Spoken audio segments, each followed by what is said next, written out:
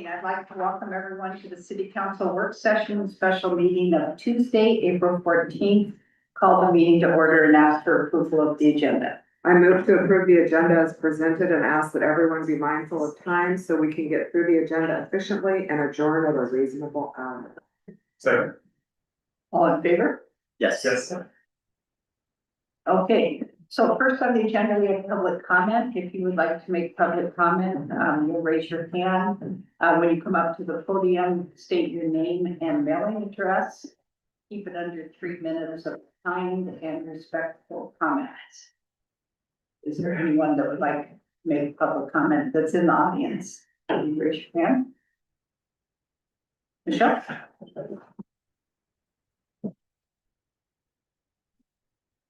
Hi, hello, Michelle Valera, PO Box 719. Okay, even though long meetings have been accepted as the norm, we need to acknowledge that drawn out meetings are bad public policy. I'm going to quote Councilor Ostrander when he said in a previous meeting, information dumping is not transparency. I'll go one further with neither is a filibuster of an agenda. Last Tuesday's meeting had 18 agenda items, and by hour 2, we'd only just gotten to the third item. This meeting standard is more the norm than the exception. There should be an allotted time for each item that will help stay on schedule. Presentations are often just reading from the packet that's already available for councilors and citizens to educate themselves.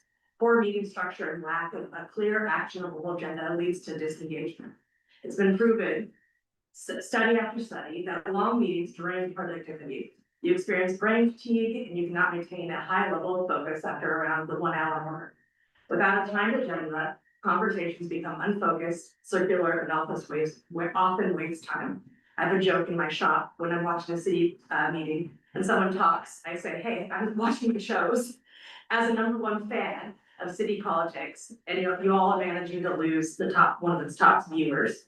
I often take breaks watching chunks. I imagine the city staff and council would love to make things run more efficiently also. Please consider adding a timed agenda in the future meetings. Maybe add this discussion to the next agenda. Let's keep everyone engaged, interested in a way. It's just good public policy. Thank you so much. Thank you. Anybody else in the audience? Is there anyone on Zoom that would raise your hand? Yeah, right. Randy Neal? Can you hear me? Yeah. Randy Neal, P.O. Box 1092. I was disappointed in last week's e-bike discussion, and I understand it's not fair to expect counselors to be fluent in all topics, but it would have helped to have a better staff report. The bike shop owner brought this topic up 6 months ago, but it was clear there's been no understanding of his plan or the bike ecosystem within Cannon Beach. Many of last week's points were misguided. Cannon Beach really can't support more than one bike shop. No one else is coming. Mike's Bikes barely scraped by, and once he closed in 2014, the town had no bike shop for over 10 years. No one came, not even the seaside shops. There is no winter business. The fun cycles became the ugly stepchildren. They get moved from place to place dismally over the next couple of years. Ian came to town and made a business. Fun cycles, repairs, and some regular rentals.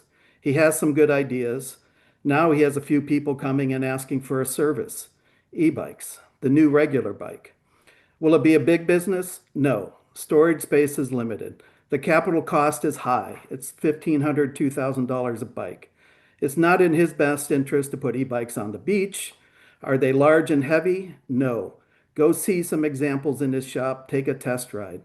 Safety education wording via ordinance is unnecessary. It's already required for his liability insurance. Bike usage in town is abysmal. The TSP traffic count data, the counts at each of the intersections. For example, Gower and Hemlock, First Street and Hemlock gets 10 to 20 bikes during the peak hours of noontime. Car trips are 870. Pedestrian crossings are over 500. I've amassed only about 20 names of regular biking locals. Summer visitor traffic has basically been flat for 5 years now. We're gridlocked in summer. This program has very natural limits. wouldn't it be better for bikes to be on trails? And think healthy, think the Poop Pond and Elm or the Ocean Avenue, Laurel. This doesn't have to be on Hemlock. We now have at least 3 buses arriving in town during high season, the Point Bus plus 2 of the North Coast Expresses. They're advertised, leave your car at home and take the bus. This is what we want. A simple rental program would be perfect. The hotel bikes suck. This is what's driving his inquiries on rentals in the first place. AI can estimate the sizing requirements across the 5 sizes and downtime and size mismatches. A bike cap of 10 isn't really workable. 10 couples coming off a bus might mean 20 or 25 bikes are really needed. We should be supporting our local businesses and vice versa. A beach wheelchair location might be a very viable partnership with the bike shop. What does the David's Chair program need to succeed? I'm sure the tide schedule for a wheelchair program is the same as used for the fun cycles. I know he's talked to the police about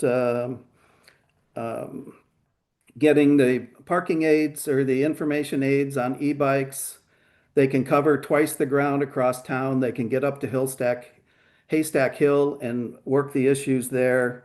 And then they can come back to pedal around for another 40 miles the next day. He's also approached the hotels to be a support arm for them, but no luck yet. Heck, he might even be willing to manage a downtown shuttle or the town shuttle. We've talked simple trails and visible bike maps. I think there's plenty of good ideas to be had. Thank you. Everybody else on Zoom? Anybody in the audience? Okay, thank you, everyone. So our first item of discussion is David's chair. Bruce? Yes, thank you, Madam Mayor. Councilor Crew requested staff invite Jeff Ellidig to share information about the program, David's Chair. He is on Zoom, and we also have Randy Schaefer, who's the owner of Haystack Surf and Bristol LLC, who's expressed an interest in having a David's Chair at his shop. So we'll start off talking to Jeff. Jeff? Good evening. Good evening. Give me a sec. There I am. Okay. Can you hear me just fine? Yes, again. Thank Great. you. Thank you for inviting me to be a part of your meeting tonight. I think I best start with an overview of what David's Chair is and what we do. David's Chair is a nonprofit organization based in Medford. We provide electric all-terrain track chairs for anyone with mobility issues to use free of charge. And we do that by grant writing and fundraising to buy the equipment in the first place. But then our locations are community partnerships based on what a community wants, what's available in a community as far as partnerships. And so we're a small enough organization, we can be creative and nimble about how we partner. In some places we partner with a municipality, in other places we partner with just community organizations. In one place, our partnership is with the Elks Lodge. In another, it's just a guy who owns an RV park and wants to provide access for those in his community. So it changes depending on the location. So we'd be interested in having conversation about how we might bring a chair to Cannon Beach and make it available for folks with mobility challenges. The basic overview is in order to partner, we need 3 things from a community. We need a safe, secure place to store the chair and keep it charged. It is electric. It needs to be charged when it's not in use. We need a staff or volunteer corps that will check the chair in and out and do some light cleaning of the chair when it's done. And then we do need some funding to help provide this for users free of charge. We do need funding to help with our maintenance, our insurance, and the administration of our reservation system. But that takes different forms in different communities. So the overview for us right now as an organization, we have 17 locations in 5 states. 10 of those locations are along the Oregon coast. We have one coastal location in Washington, one coastal location in the Redwoods in California, and then the rest of our locations are inland. We do our locations are function in two different ways. One is a fixed site location where there's a track chair that lives full time and is used in that location, and the other is a tow and go program. We have 3 locations that are tow and go locations where people can take the chair and a trailer for up to a week free of charge. So it's in the heart of our DNA as an organization to provide outdoor access for those who've historically kind of been denied access to the outdoors and a lot of times the beach. Do you have any questions? How this? I was hoping this would be a conversation, not a lecture. Questions? So you mentioned, there are 3 things, the location, people to do maintenance, and then funding. What sort of funding is typically required to keep a program running? So we have about $7,000 annually, covers our reservations system, our maintenance for the location, and coastal locations. The maintenance is pretty significant, and then also our insurance. So in considering a location in Cannon Beach, I believe that Randy from the Surf and Crystal shop I've talked with him earlier this week, and I think that that might be a location for us to consider. And I believe we've had conversation with the Friends of Haystack Rock, and they have a grant to work with us, possibly provide that funding that we need. But yeah, then none of that has sort of solidified yet, and we'd be open to have further conversation. I believe we do have, Friends of Haystack Rock does have a grant for 3 years of paying for, the issues, but. Yeah, that's my conversation with Lori Dilly but their grant is also for other things too as well, right? Well, she told me to pass that on, so. Okay, so yeah, great. Passing on, that there is enough funding for 3 years that wouldn't cost, whoever was hosting the chair, wouldn't cost them anything. It pertains that amount that they have is short, we can subsidize it. If it's necessary. Or continue it after the brain is over. Yeah. What is needed for storage? What's needed typically is an indoor dry space so that it's not in the weather, and it needs to have access to electricity so that it can stay charged. And the batteries are 2 marine grade batteries that run the chair, and they take a bit of electricity to charge and then a trickle charger to keep charged, and that's all part of the chair's mechanics itself. So it's a very small expense, maybe between $3 and $5 a month in electricity. Not very much.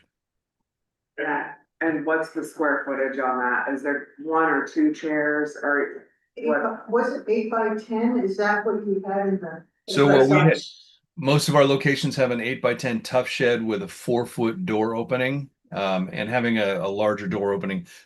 Our track chairs are 42 inches across, and so they're a little wider than a normal power wheelchair or something like that, other devices. So they do need a little bit wider door space to get in and out of a storage space. But inside storage is what we need in order for it to stay out of the weather.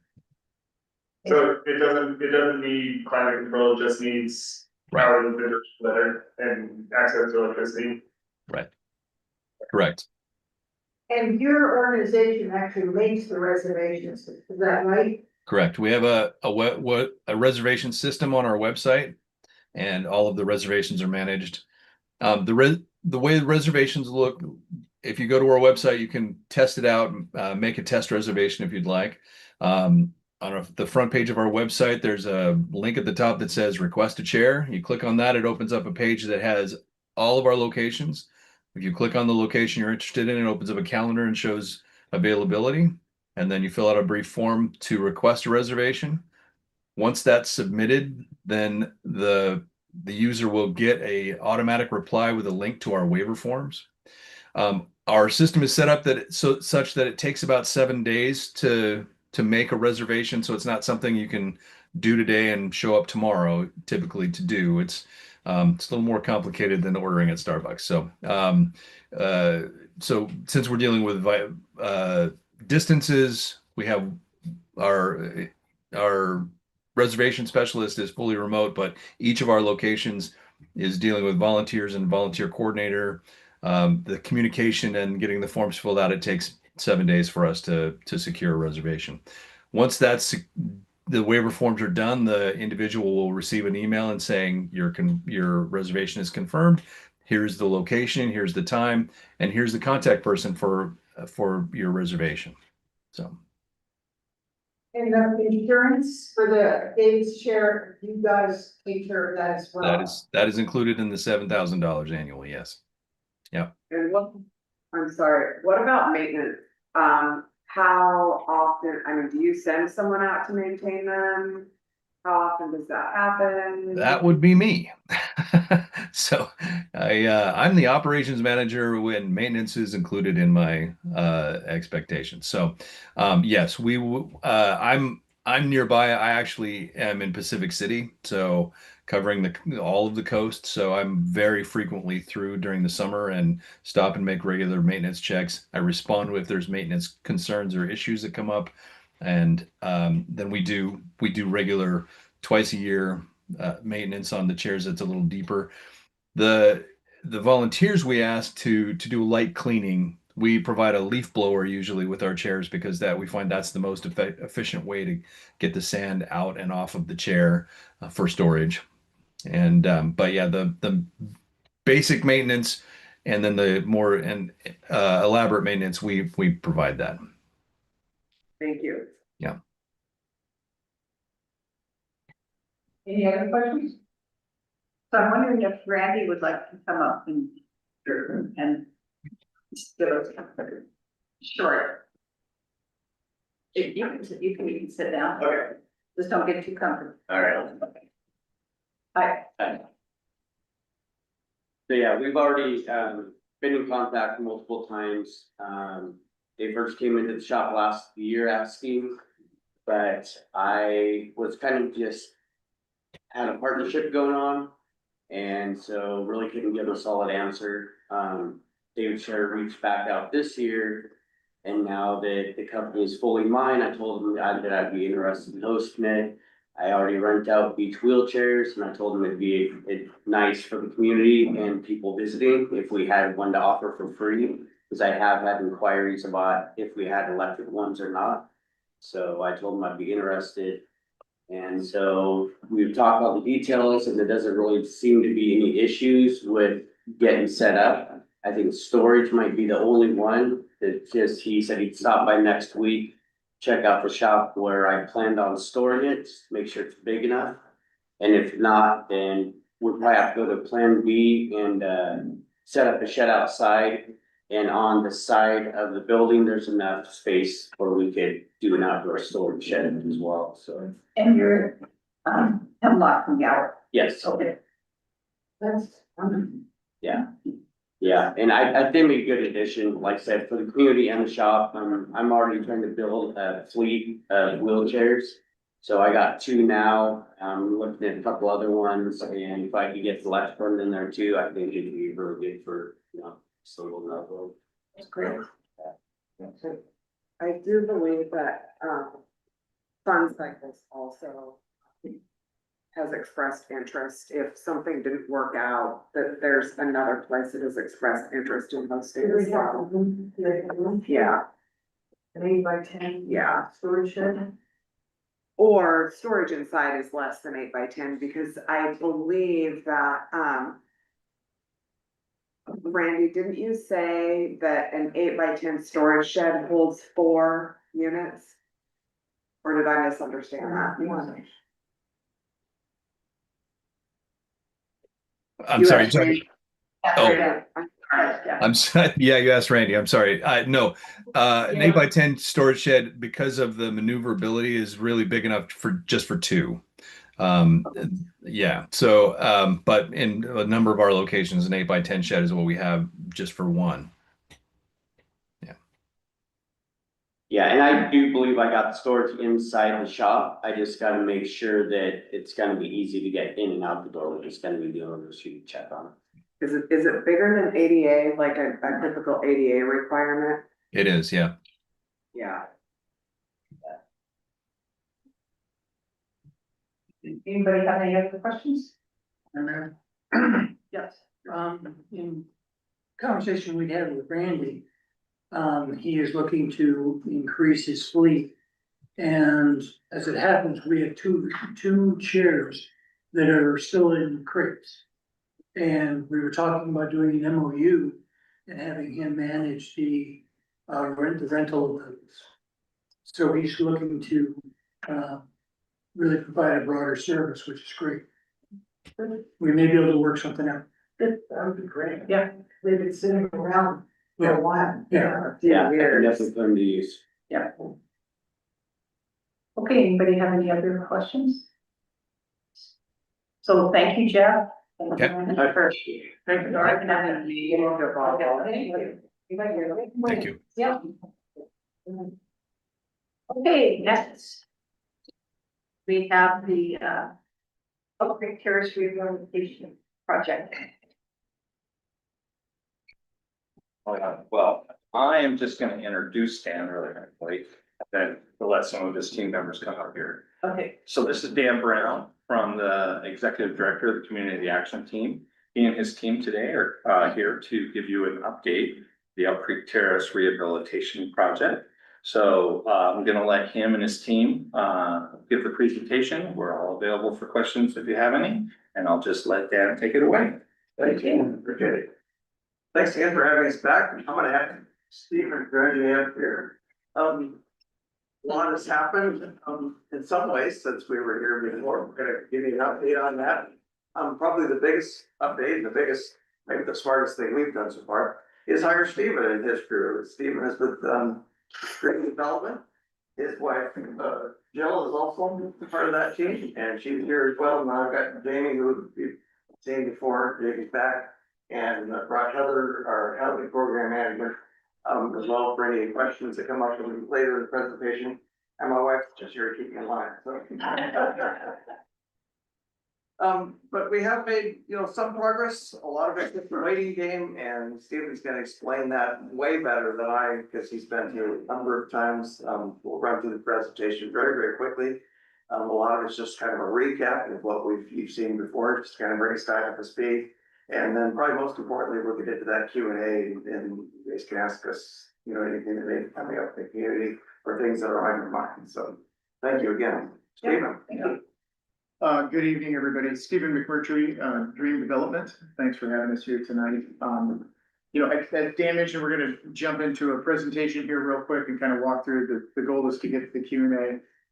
Just a little bit about Dream Development. We are a mission-driven for-profit organization that works just solely in affordable housing capacity building with agencies like Community Action, nonprofits, and other agencies around Oregon. We primarily are working in rural communities. We are based ourselves in just outside of Walport in the tiny community of Tidewater, Oregon, just upriver. So we are excited we have the opportunity to help on projects like Elk Creek Terrace, which is a fantastic project. Myself, I'm the former housing director of Northwest Housing Alternatives, which is a statewide affordable housing agency, and also the former housing director for the Clackamas County Housing Authority.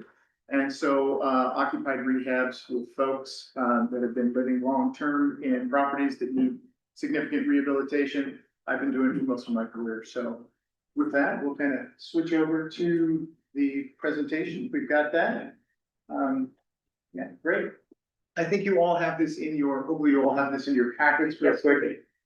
That's, I can be able to see that. Yeah, thank you so much. Yeah, it's helpful. We both share over there. So just to recap, as Dan said, Elk Creek Terrace, it's a 36, you're in town, 36 unit property located on Elk Creek Road. They're comprised of 23 units of 50% or less of the area median income. So the majority of these households are serving individuals right now who are earning 50% or less of the area median income. tend to live at Elk Creek are from a variety of backgrounds, but we have families, seniors, those that work in the community. And the project was originally built in 1994 and is in need of some significant upgrades to code, life safety, maintenance. We have accessibility issues. There's just a little bit of everything that's going on there. We provided some pictures. We can go to the next slide. Provided some pictures just of again, where the location of the property is and some brief looks at it. Next slide, please. Here's some images. We've got, I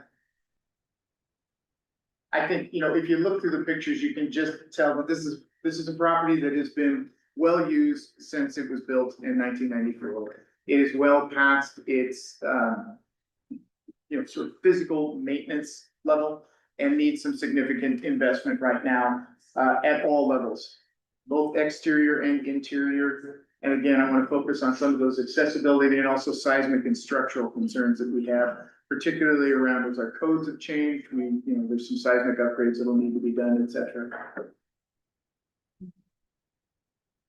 And so we have a little bit here. Why is Elk Creek Terrace important to Cannon Beach? Chances are that affordable housing around the state is a necessary part of our state's infrastructure and our community needs, and there's very little of it in most communities. It's particularly tough when we have smaller coastal communities with a lot of tourism. So losing an asset like Elk Creek Terrace would be a tremendous hit to those that are currently living there or might live there in the future. Housing prices are extremely high, and so this is a necessary part of the housing continuum. We want to try and rehab it and maintain it and keep it affordable for the next 60 years. The tenants live there are our people. They eat, play, work in Cannon Beach, and yeah, we're just excited. So some of the interior upgrades we've been looking at is new sliding glass doors, new interior doors, pretty much a full comprehensive rehab in all of the units.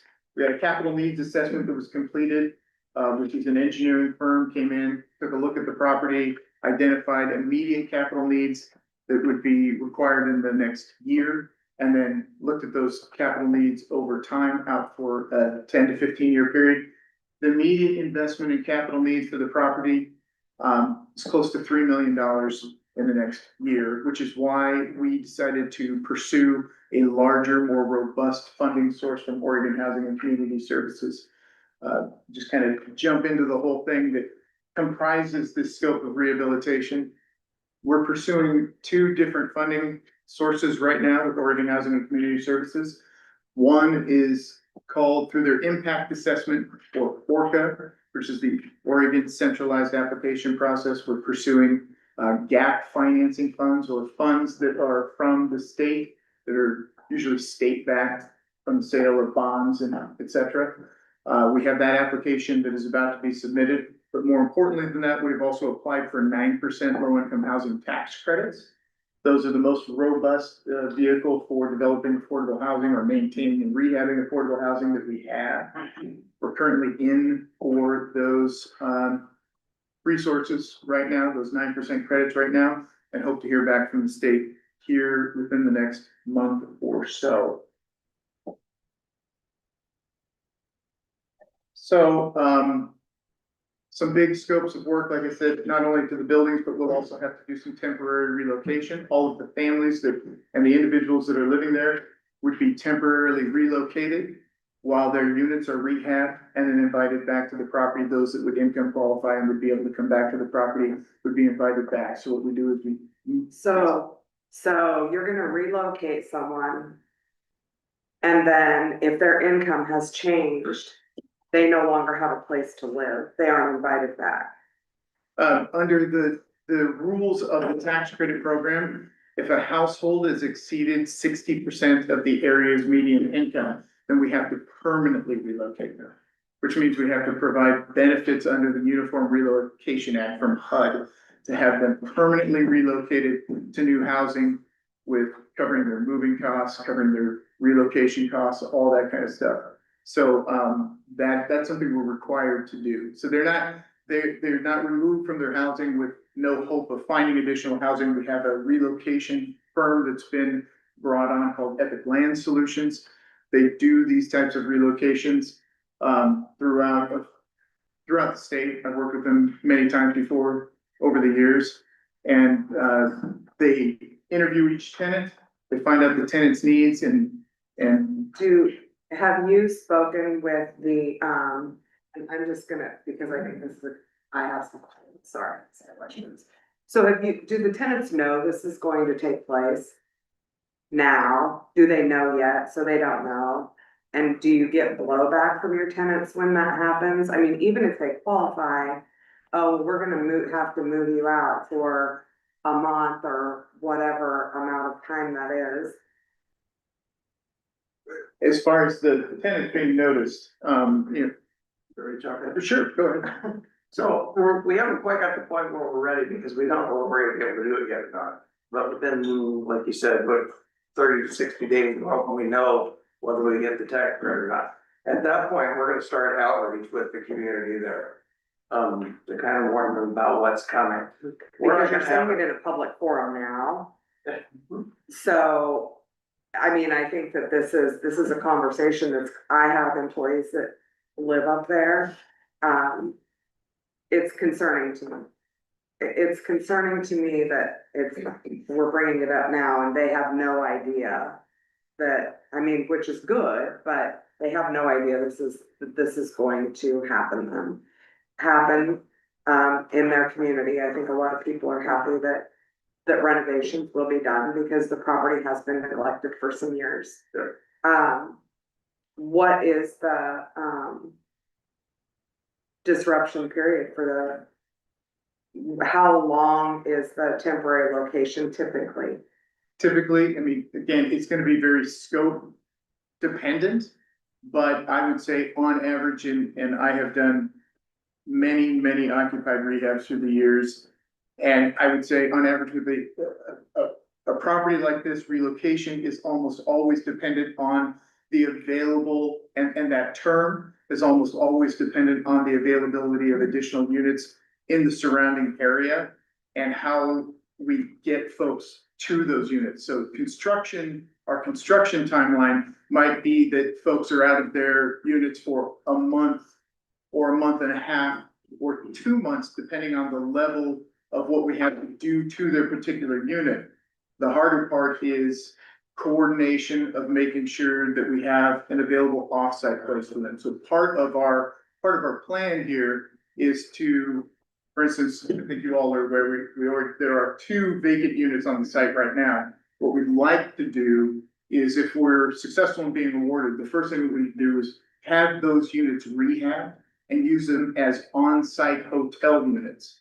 And then our general contractor, who has also done this many times before, the team is made up of myself, Carlton Hart Architecture, LMC Construction. All of us have been doing affordable housing development and redevelopment, rehabilitation in Oregon for decades. We've all worked on many projects together.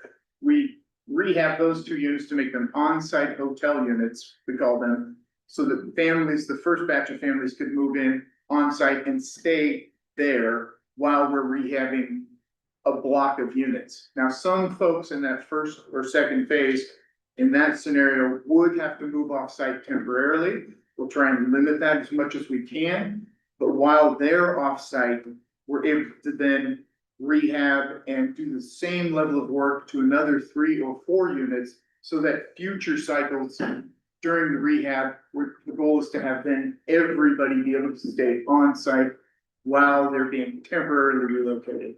So they move out of their unit into a rehab unit on site. Their unit gets rehabbed, and when that unit is done, they move right back to their own unit. But that means you've displaced people that are off-site because you only have 2 vacant units.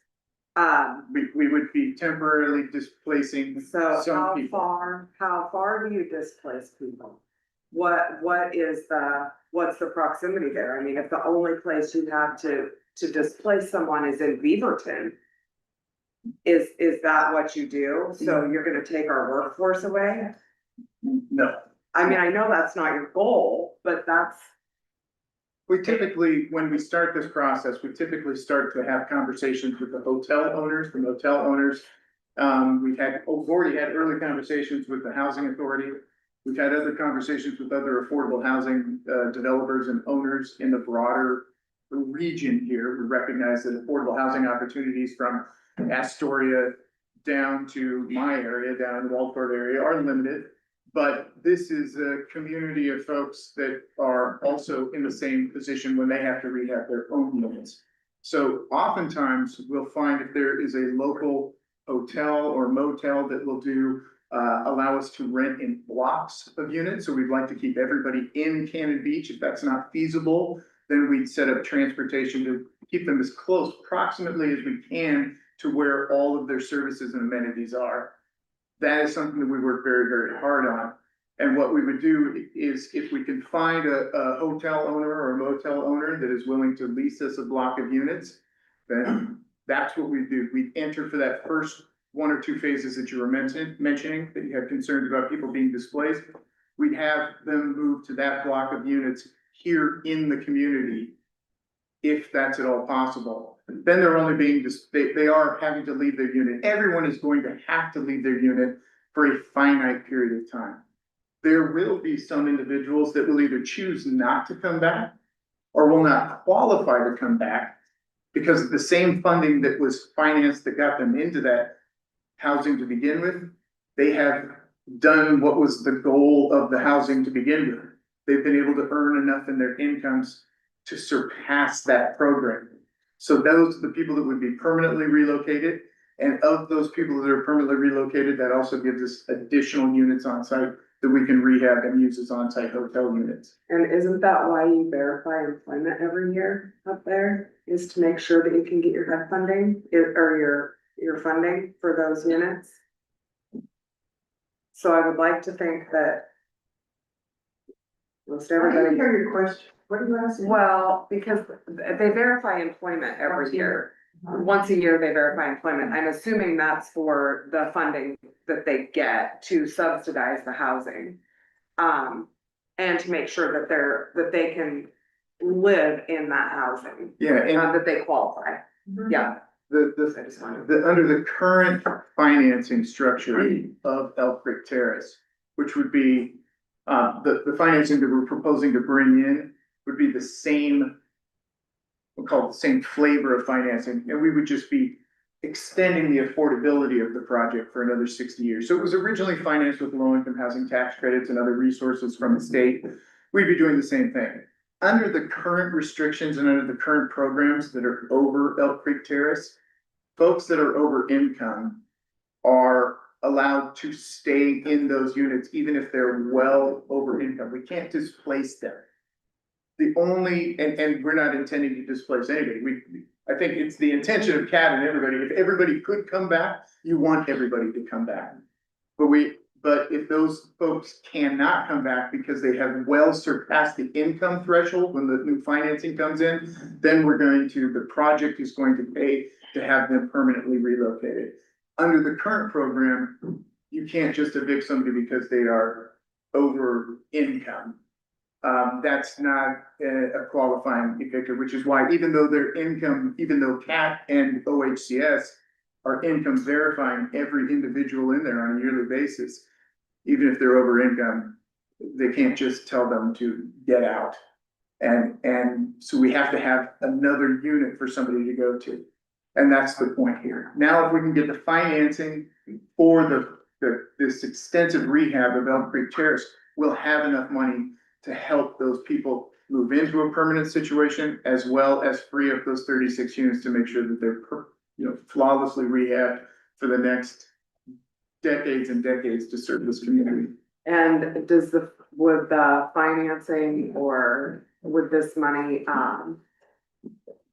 the deed restriction expires in 45, is that right, Jen?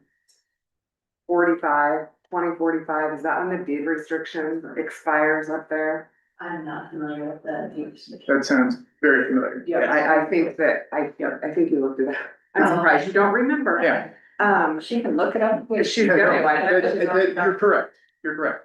So does that deed restriction need to be extended, or would that financing only be for the next 19 years? No, that, it kind of starts the clock all over again. So that new financing would come in, and that new financing is gonna say, if, in a perfect world, if we're able to, we'd like to use, we would suggest to Oregon Housing and Community Services that they allow the project to use what are called lift funds, and those come from the sale of 11Q bonds. This is a little wonky, and I apologize for the shop talk, but that is the most flexible source of financing that we have in the state to do affordable housing. Literally allows us to work with any population. Those funds come into CAT, come into the project as a loan at 0 interest with no expectation of repayment. As long as at the end of the first 30 years, that the term is of that loan, they agree to, at the end of that, to re-up and keep affordability going. We'll also be bringing in tax credits. The tax credit program says, well, we'll see your 30-year affordability period and we'll add 30 years to it. So we'll be in it, we'll actually be committing to a 60-year affordability period in total. So that those deed restrictions, they don't lift per se, because deed restrictions never really go away. They'll just be layered with additional deed restrictions. That's in essence what's going to happen. A title report that will be very long. Thank you. Welcome. Sorry, I kind of threw off the. No, I appreciate it. No, All just right. be passionate about it, we appreciate it. I just think what we hope to stress again is we are here to save, to preserve housing that is affordable long-term in this community, that's going to serve the people that are already in this community. And that's what we're hopeful to do. That's why we go out, and my wife and I, that's why we do the business that we do. That's why I've been doing affordable housing finance for the last 20 years. This is, it's extremely important to me, and it's a very personal thing. And I believe it is very, very important for everybody to have a shot, to have a roof over their head. And if we can bring in the new financing and those new deed restrictions you talked about, we'll make sure that it can always remain an asset and always be a home. So if we needed to do something else in the future, you're the guy we need to talk to. Well, Maybe. I would hope so. I would hope so. I would certainly love to get the call. Thank you so much. That's good to know. Thank you. So you really like Stephen's mission-driven attitude towards it. He really is here to do the best he possibly can with the restrictions that we're bound to with the funding. Nobody wants to displace anybody. Yeah, and I do understand that. It was just like that instant. Yikes. Totally good. Oh, I have a question. So, what the timeframe again is gonna be late after summer? This is. I'm gonna give you what my best understanding of the time frame right now, and realize that our colleagues in Salem and Oregon Housing and Community Services are also, a lot of stuff's happened in the last year. So this is where I believe we're going to be. I believe within the next 30 to 45 days, we'll find out whether or not we were successful in the tax credit, 9% tax credit application, which is the critical resource here. If we weren't to get it, we still have paths forward for the rehab of the project. It's just gonna have to probably extend out a little bit longer, maybe into the fall. But let's say we get it in 45 days, right? That puts us, we're at mid-April, so beginning of June. At the same time, they would be, I hope I get that right. April, 30 to 45, yeah, but you're right at the beginning of June. We're at the beginning of tourist season. We will be applying for, but we wouldn't be relocating people at that point. That doesn't happen. And I apologize. Failure. We would then be, we would be submitting our impact assessment, the other application that we're shooting for, and they would move us towards Housing Stability Council, which would probably happen somewhere in the late summer. I would, right now, I'd say because they're 9% credits, because 9% credits come from the federal government and are released by the state, they have a clock. So they have to have buildings placed in service. I believe they'll want to move quickly. So let's say by the time we get to September, 8 September or October, we will be we will be preparing for that construction start. And we will really be focused on relocation at that point. We'll probably embark on, depending again on the permanent relocations that we ultimately have. That's gonna be the most time consuming, probably the most costly part right up front. We'll probably spend the first 45 to 60 days just getting people prepared for that move. And then our contractors will come in sometime, again, let's call it early fall, let's call it October, and then we'd start. The contractor's overall construction timeline is gonna be really dependent on how many units they can get at a time to be able to rehab. So if we are able to have more folks elect to move off site, some folks do not wanna stay on site, even because they don't like the noise. So if we give them an option, if we can work with a hotel owner or someone like that to rent a block of rooms, some folks volunteer to move off site, we can then go a lot faster. I believe construction will take less than a year. Even with the scope that we have, that's what we're shooting. When we did the one in Scappoose, we actually, shipped some families, right back east to stay with family during the time, because they didn't want to be outside. Some A folks. lot of places, well, that was cheaper in many ways, and they were perfectly happy. They got to visit family they hadn't seen in years. That's also an option. I'd like to ask a question about the cost of the project, because it looks like it's, well, 16 million. That's what it says here, estimated cost 15,900,000. Right, so that's where that comes out to well over $400,000 a unit. And I'm just curious, and I don't know, you know, what building costs are now, but it seems like almost to be cheaper and better to rip down, you know, parts of it and start again, rather than going to rehab. Is it that much more expensive, or is it less expensive to build, you know, start again? That's a fantastic question. And it's nuanced. So what I wanna be able to do is provide you an answer that's satisfactory while I'm saying that there's some gray area to this. I believe from what I've read in the capital needs assessment and what's been presented to the general contractor, and again, the general contractor has been operating here in Oregon, doing affordable housing development, redevelopment, rehab for decades, and our architects, we've all looked at this. This is a comprehensive rehab. This is a rehab where we're literally taking the buildings down to the studs because of the way that it was done. So in essence, we are rebuilding these buildings. One of the questions always comes up, and we will have to go through this analysis depending on the source of funds that's used, is if you found an alternative off-site location and had to build that from scratch, what would that cost? What would that look like? At that point in time, what we're finding in the marketplace right now, where this type of housing under these financing terms with these types of restrictions and all of that kind of stuff, is they're breaking about even in cost. The biggest challenge that we have in an area like this, and I'm sure this is nothing new to any of you, is available land.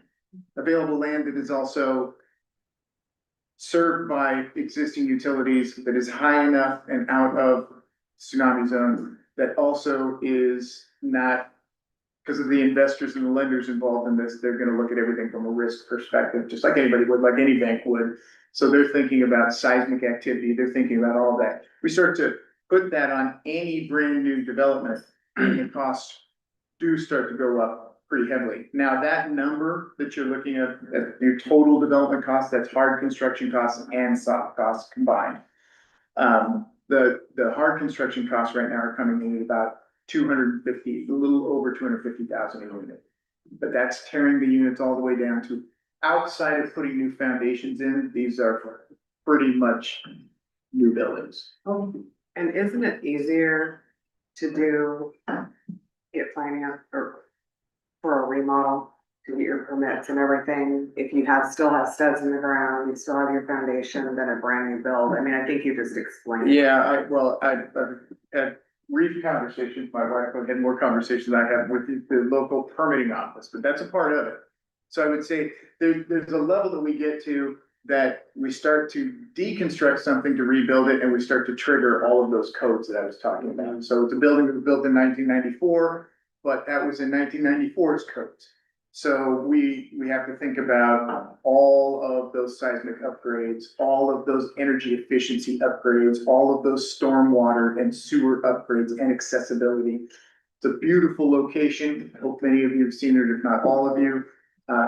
It's fantastic for the residents there, but it's not the most accessible.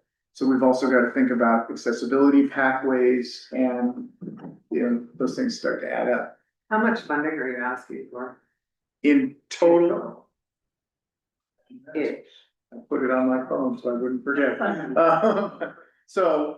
In total, at our total development cost, if our total development cost is $15,900,000, you know, that we're tracking, we're looking at right now. That's what we're, in essence, all of the sources that, including the $300,000 that's been graciously given by the city of Cannon Beach, that's included in our capital stack. So right now, we're asking for just under $3 million from Oregon Housing and Community Services for gap resources, $300,000 from Cannon Beach.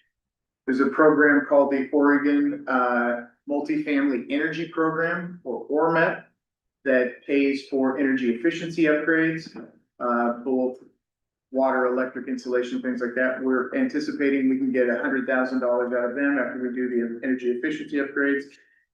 CAT will be recontributing some of their own developer fee back into the project of a little over $300,000 right now. And then the total amount of tax credit equity we're able to generate, again, very wonky, and I apologize. But the tax credit equity that we're able to generate off the qualified cost of the rehab is giving us about $12 million in equity. And that's equity pricing at 75 cents on the dollar right now. I wish we were 5 years ago when we were getting 98 cents on the dollar.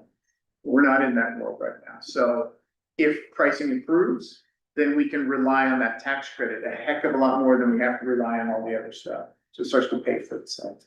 and back to the deed restriction, just a quick question. Oh, I'm sorry. I'm gonna get a little megaphone. Back to the deed restriction, just real quick. Is it possible to get a deed restriction that's in perpetuity? Or are they always just kind of set? Well, that's interesting. It is. It is possible to get that. I haven't had that occur in a project that had an equity investor. And in this case, we would have an equity investor. So unfortunately, at the end of the day, that equity investor is going to rule all.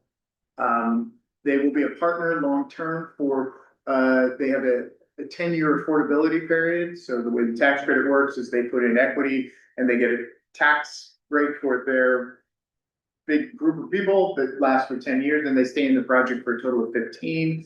And so they kind of control how the underlying financing has to work, because everybody in affordable housing financing, everybody is working towards the what if factor. What if the project somehow just failed? Which a little bit of tidbits probably increased a little bit since COVID, but the standing statistic is affordable housing nationwide's rate of foreclosure was less than 3%. And that's because there's so many deed restrictions on them. So could it be done? Possibly. I think that's something we'd have to explore. Yeah, just, you mentioned the 15 years, that's kind of what got us to the situation in the first place. Because the original investor with Up Creek, there wasn't an exit clause. It was an early project, didn't have an exit clause, so they stayed in 10 years longer than they should have, but they didn't want to put any money in the project. CAT didn't have the money without them, needed them. Well, first of all, they wouldn't agree to spend anything. They were gonna be on the hook for part of it too. So consequently, we're 15 years late on the rehab. That's why the property's in such bad shape. And so these new equity, loans have that exit clause, so we don't end up in that situation in 25 years from now. 100%. That is. Everybody learned their lesson. Well, and it is very, every time I've heard that and I've looked at project documents, that is such an unfortunate situation that happened. It's with equity investment firm that I don't do a lot of business with, haven't done a lot of business in my career, but you're exactly right. So one of the first things that will happen is Cat's legal team, they'll have their own independent legal team, separate from any legal team that I would have or anybody else would have. And that legal team, we will work together to make sure that the partnership agreement has that exit language is sort of front and center. That says at year 15, here's what, on or before year 15, Cat is able to do this. What we like to do is have something set up where it basically says the cost of exit taxes, which would be taxes to the investor if there were any exit taxes, and $1. That's what you have to pay for. So typically those exit taxes, because this is a 9% project, we just have to model that, but they don't tend to be that much if there's anything at all. And then the investor usually just walks away because you get a first right of refusal with the CAC.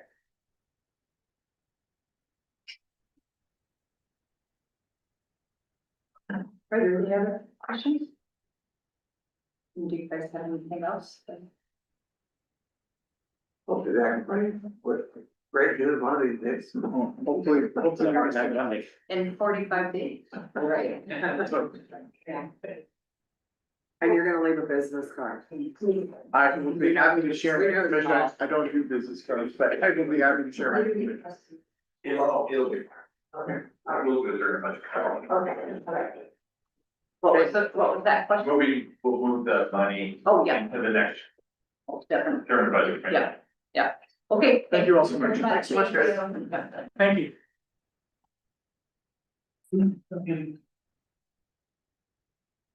Yeah. Okay.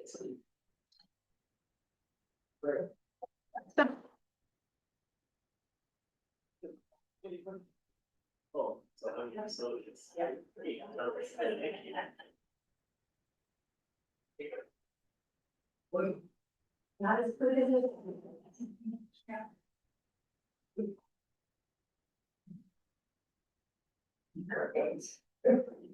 Okay, next on our agenda, we have the Camp Beach Academy lease update and Sprinkler maintenance. Thank you, ma'am. This item actually has two elements. The first is, that we have on one property, we have the school and we have the Tolobana Arts. We have two leases. Those leases are very different. In one case, we pay all the expenses. In another case, we don't pay any expenses. The lessee does payment. Beyond that, there's a recent project that the school did back in 25. And that is, it was about a $7,500 project having to do with the fire extinguishing system. And they are requesting that they be treated the same as what the Tolobana Arts would be, and that we would repay them or reimburse them for that. And tonight, to talk about this, we have Philip Vincent, who's the Canyon Beach Academy Board President. Who would like to come on? Thank you. Did I get that right, Phil? You did. I think I've been open by saying, is there any questions? Well, when does the new lease expire? I'm sorry, that was when you signed. So they just signed another lease. No, their current lease expires in 2028. Yeah, June 1st. Yes. It's the old format. Yeah. So this is the chance that you guys want to switch to the new. I think we should do that. I agree, I don't see why it's being treated differently than the other, I think the reason it's being treated differently is just timing. Yeah. If it's a city owned building, I don't know why, like, going back to the minutes, like quote, structural and life safety, like, if it's a city owned building, we should be taking care of structural and life safety elements of it. It started last July, there was a work session of the city council, and this kind of came up, and the city council conversation was, I think there was agreement then to bring leases together to be more not consensus, but be So it sounds like, you know, that's what I'm hearing tonight. And the sprinklers is something that happened during that time. It was said about $7,500. And, if that was something that the city council felt they could help us with, that would be most appreciated, just like some of the roof projects they helped with, so much appreciated for that. And our children are in that building, correct? Correct. Oh, yeah, there was a function at the school this last weekend. I went to, boy, I want to go to that school. I wish I could go. I did. Sorry, It's such a sweet school, really is. Yes. Amazing. There's amazing, parents and students, and the first staff is great as well. Thanks. So do we need to have a new lease signed with a new expiration date, or do we? Are we? Let's bring you a proposed lease. Make sure you're okay with it, and then we can talk about the dates. Well, and the lease should basically read the same as Bologna. It's essentially the same. Yeah, Well, except for the Rose, the Garden Club, and, I mean, there's a couple of things. But, and also, I mean, I'd also like to see us reimburse them for the money that they spent on these sprinklers. I agree. So I don't know how, that has to be at a different meeting. Yeah, but can we put it on the agenda before we meeting? Very soon. Yeah, what's gonna be the process for that if we add this $7,500? I mean, that'll be part of new budget. Or would we like to, I'm So reimburse that one. We're gonna reimburse them? If we reimburse them, we could probably fit it into the current year, if we wish to. We could do that without having to do it into the budget. So it's just a matter of us Yeah, having a formal meeting and approving that. That's so where at the next point, meeting is have a motion with, both, right? And we have legal appropriation, Jacob, at the beginning of the stuff, actually. We just have a little appropriation, you can do that since it's Okay. That's good. Like basically, we have the appropriation. I think, correct. Does everyone agree? Yes. Yeah. Okay. Okay. Okay, So you were looking. report to be paid. Okay.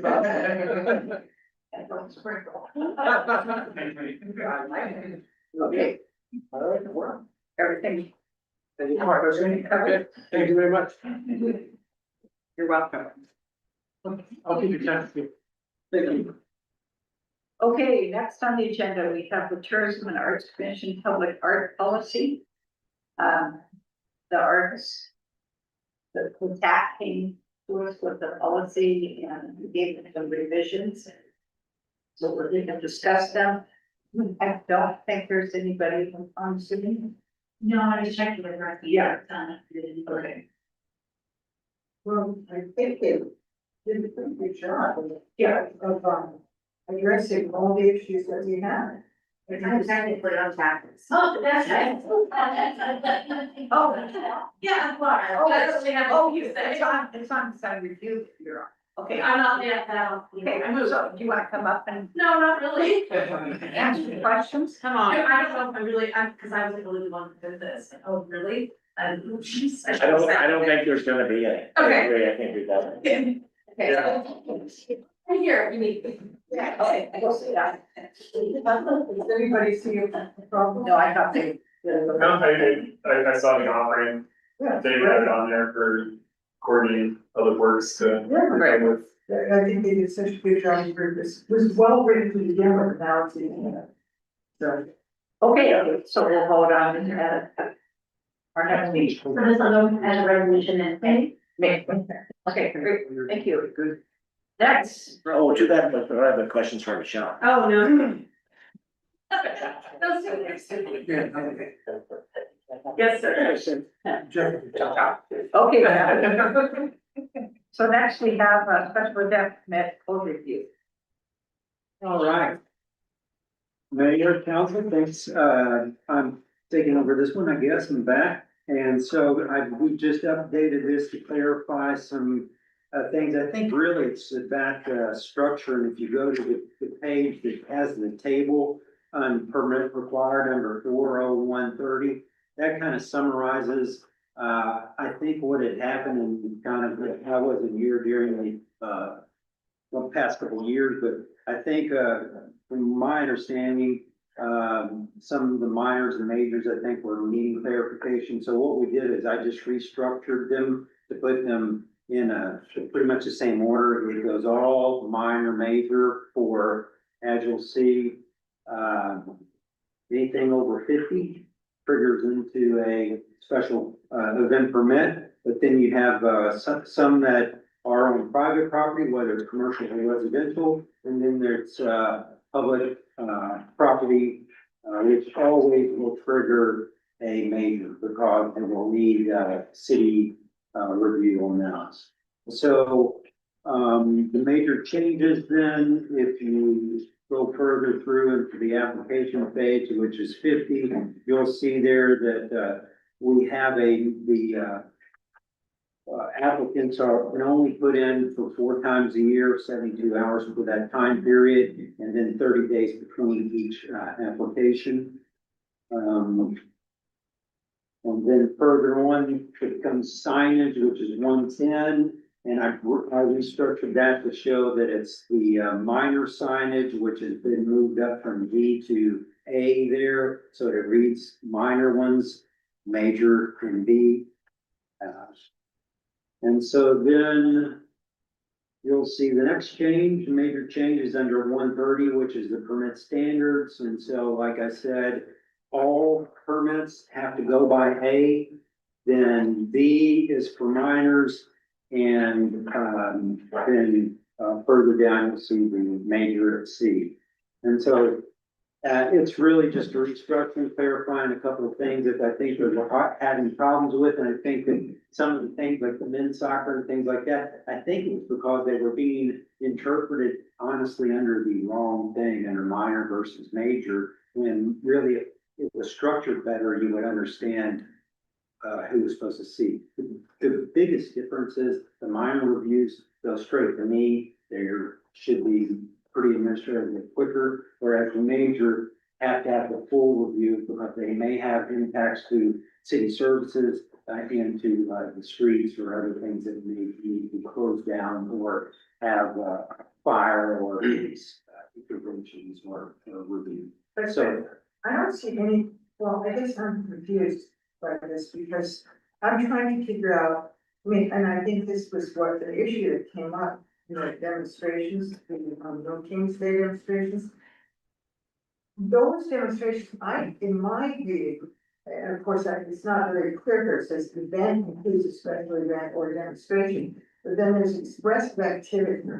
Yeah. And I see a difference between an event and expressive activity.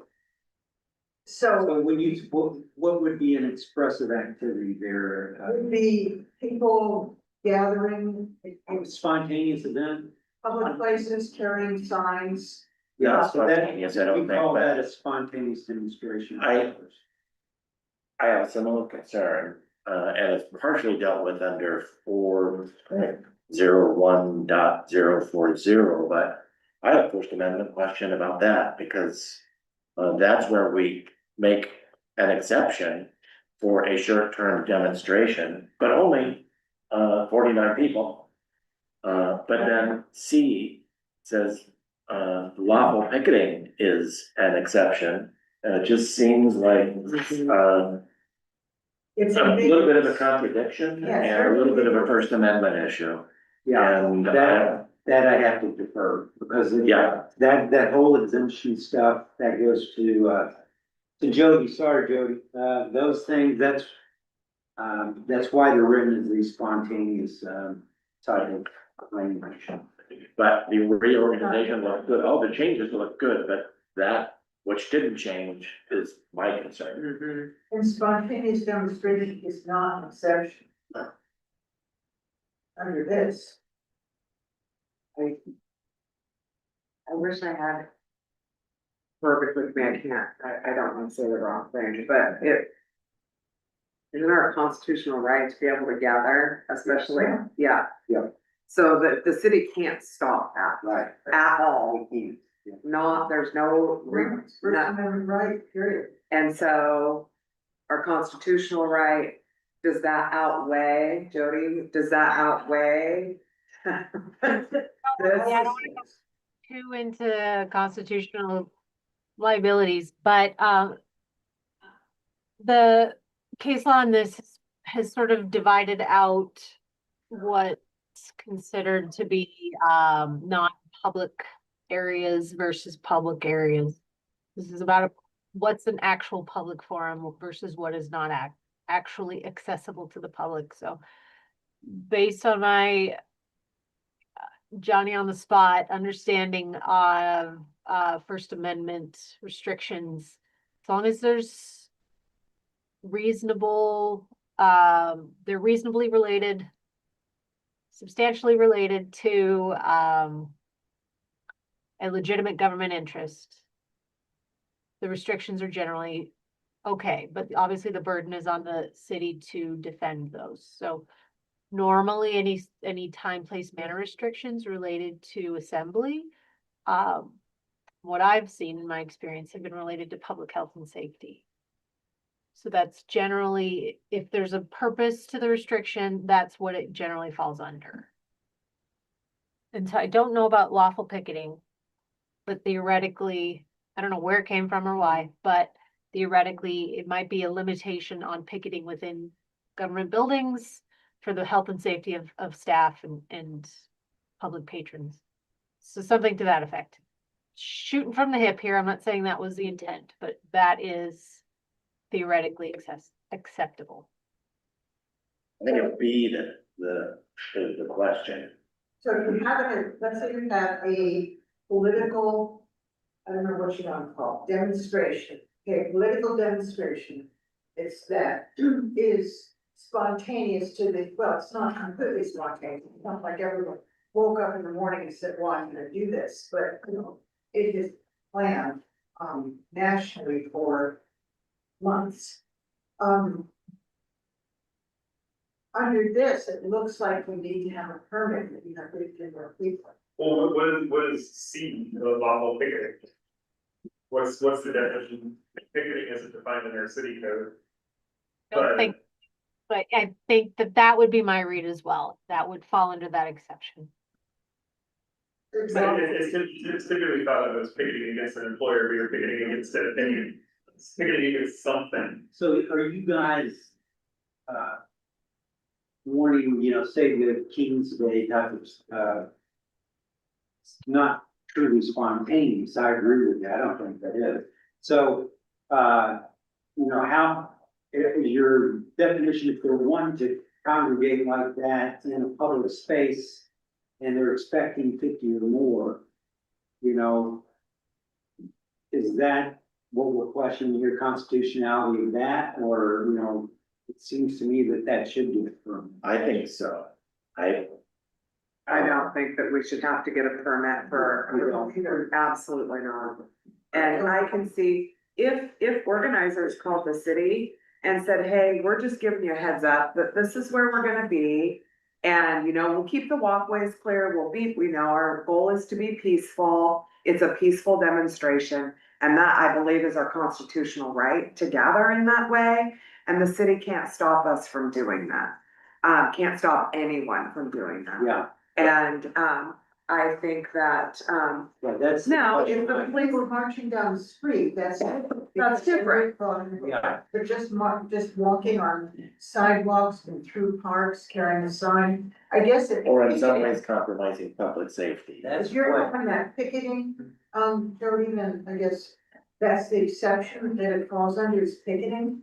It's just, picketing's a funny word. Lawful picketing would be, you're following all other laws except for the gathering portion of the law. So you're not blocking traffic, you're not creating public safety. It's not. Picketing is such a funny word for a demonstration. Yeah, I certainly don't understand the definitions of Labor issues. picketing versus the demonstration. so say B there is,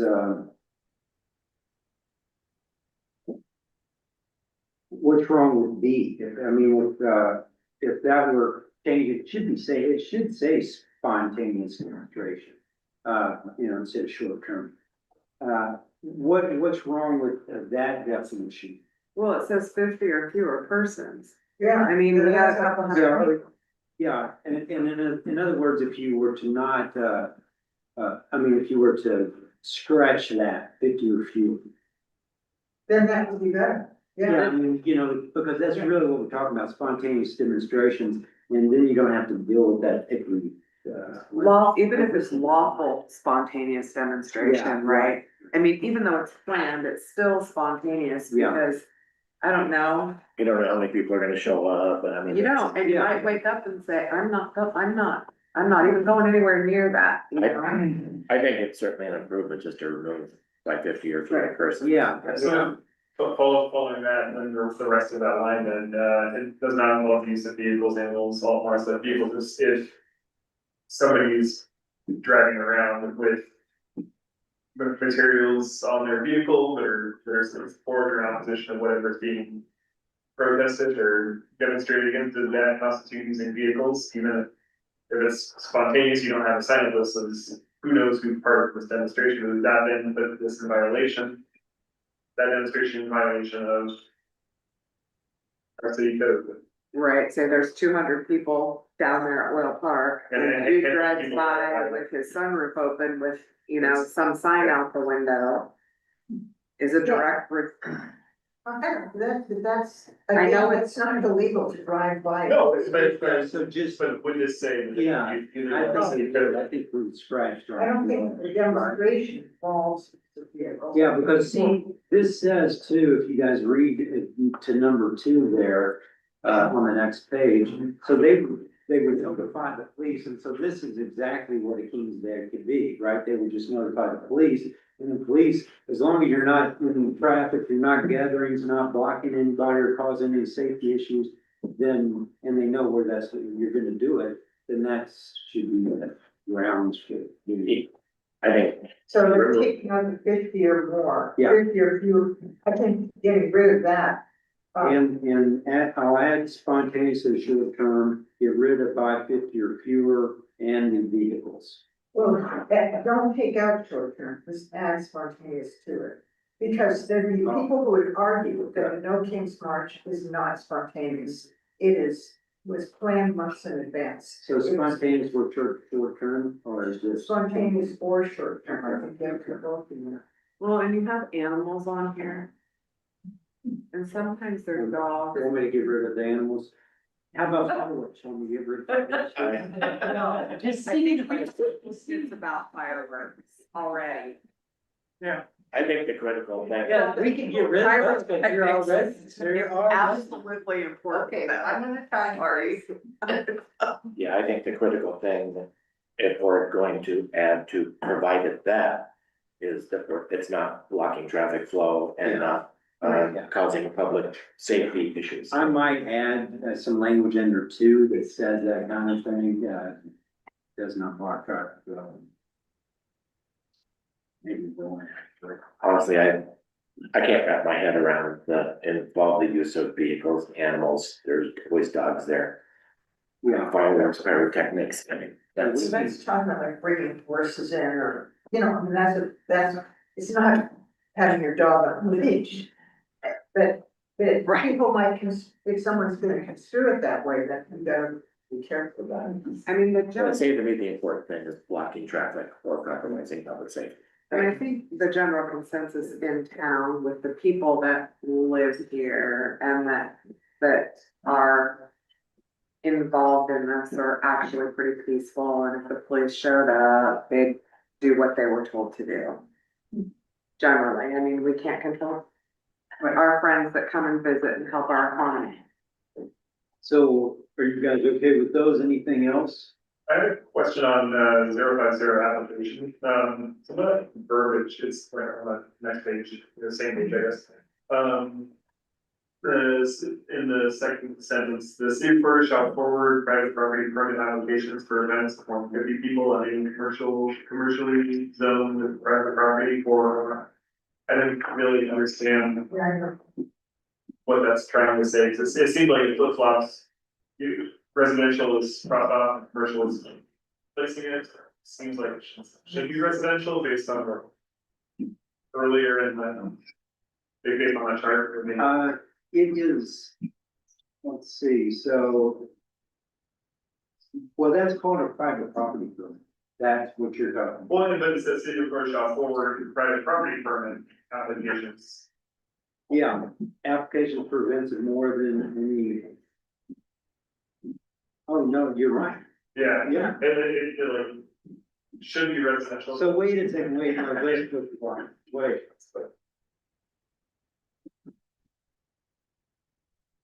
was having a hard time around what I was trying to say. I was like, it seems like it's not right, I can't figure out. What is the? Yeah, so. I will clarify that as well, Aaron, so it should be from, I think that what I was trying to get at is private property permit and the, commercial line. Are you saying it's a private property in a commercial zone, is that? No. That's what I Yeah, read. it does, yeah. Okay, so I'll clarify that as well. Okay. Yeah. Anything else, Joe? Anything else? Yeah. Good job. Thank you. Thank you all. So you guys, are you saying we're coming back to the ordinance in May, or do you want to look at one before that? You can also make changes tonight of during the ordinance. Right. Yeah. We'll get the change to the packet, so. Yeah, you do that. Oh, yeah. Everybody. Sure. You know, it's not. Okay. Thank you. Mayor, Yes. before we get into action, on this meeting, Okay, I'm gonna close the session and have a short break. So once again, I'm closing the work session and opening a special meeting. And first item on the agenda is the LGGP grant. Yes, ma'am. At the April 7th meeting, Amber Fowler and Bob Lundy presented a PowerPoint presentation for the LGGP grant option to be used towards the purchase of the Holland Family Trust property known as Haystack Hill. That meeting, council requested additional information to be brought back to the April 14th meeting for consideration. The additional consideration information was provided by Amber Fowler and is a local government grant program 2026 grant cycle webinar. And that's all the information that we have. And I believe Amber's on the phone.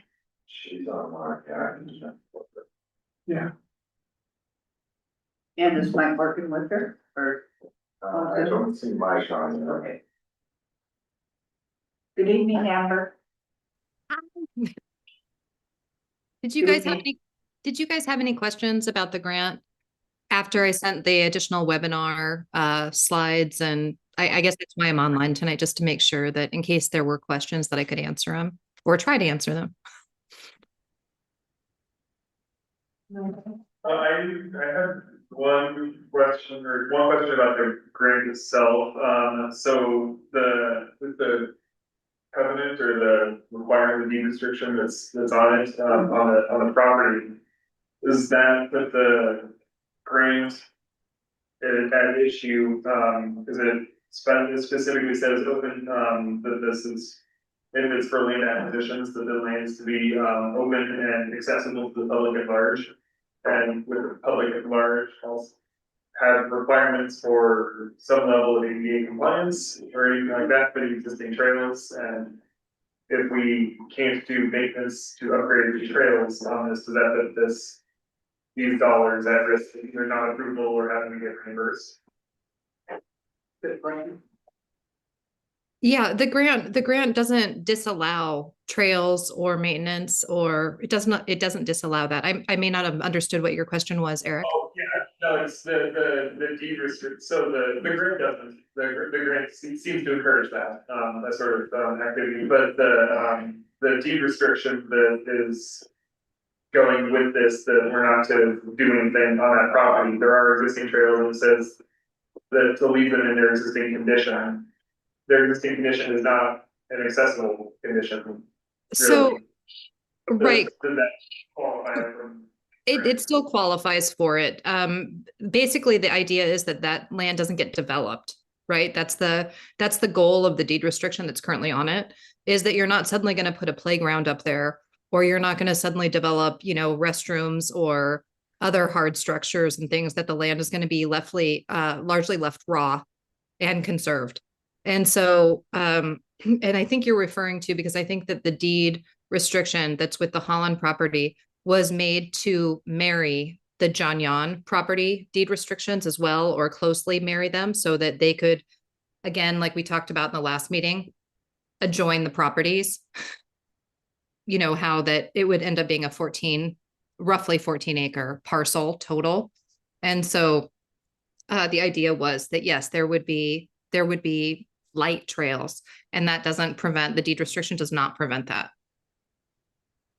So trails can be developed. I mean, right now it is accessible. There are kind of trails, and then you get up there and it's just kind of you can wander around a little bit, and so is any kind of trail development allowed? I think it would depend upon, I'm not this deed, I can look up the deed I've worked on it a bunch with the Holland family, and obviously I'm familiar with the John Yon deed restrictions as well. But I would say that the idea is that things aren't paved. It's not like a formal, I would say that the trails need to stay as close to natural as possible is the goal for this forest preservation project. And as I think I stated in the last meeting, Oregon State Parks had said that once these two properties were adjoined, that they would have volunteer staff that would help clean the trails and make them more accessible and all of that, and that would be part of the project. I guess what I thought Aaron was asking, he just was trying to make sure that wouldn't foreclose us getting the grant. No, it would not. It would not. Right, and then the other question, I don't know, and it's probably a question for us or city staff, but it says that we're required to publicly post a sign at the property saying this is funded by Oregon State LGBT grant. Where would that go? What's the? At the top of it. I would imagine. I just was trying to picture where that would go. It's a publicly visible spot that's they require in their grant. How big does the sign have to be? They have a specific sign you're supposed to order, or you can make your own to match your existing signage on site if you're doing some other type of stuff. But I think the sign design approved with them. Oh, is that a violation of the deed restriction, or just where would the sign go? Yeah, where is that? If you go to just an entrance, I suppose, but it's not really an entrance, Yeah. but just one of the accesses to the land, I suppose, would be good enough. I mean, they want that if they're not quite clear. Right. Yeah, So so, probably the most used access point. yeah. Not putting it smack in the middle of the property forest, clearing out every space. Right. Pouring cement. Right. Yeah, those are my only questions. I only had a question about the timing of this. And I don't know, what page are we on here? Can't tell what page of the slide, but the LGGP Advisory Committee committee will meet via Zoom in late September or early October to hear project presentations for large grant requests greater than $100,000. So sounds like we're gonna be in this category, and they're not even gonna start talking about it until September or October. The grant, we're- so it's usually July, August is usually when they convene and they make decisions about what they're gonna fund. And then they announce it sometime around September. They announce that you've gotten it or you've been approved. And then around October, November is when funds are typically released.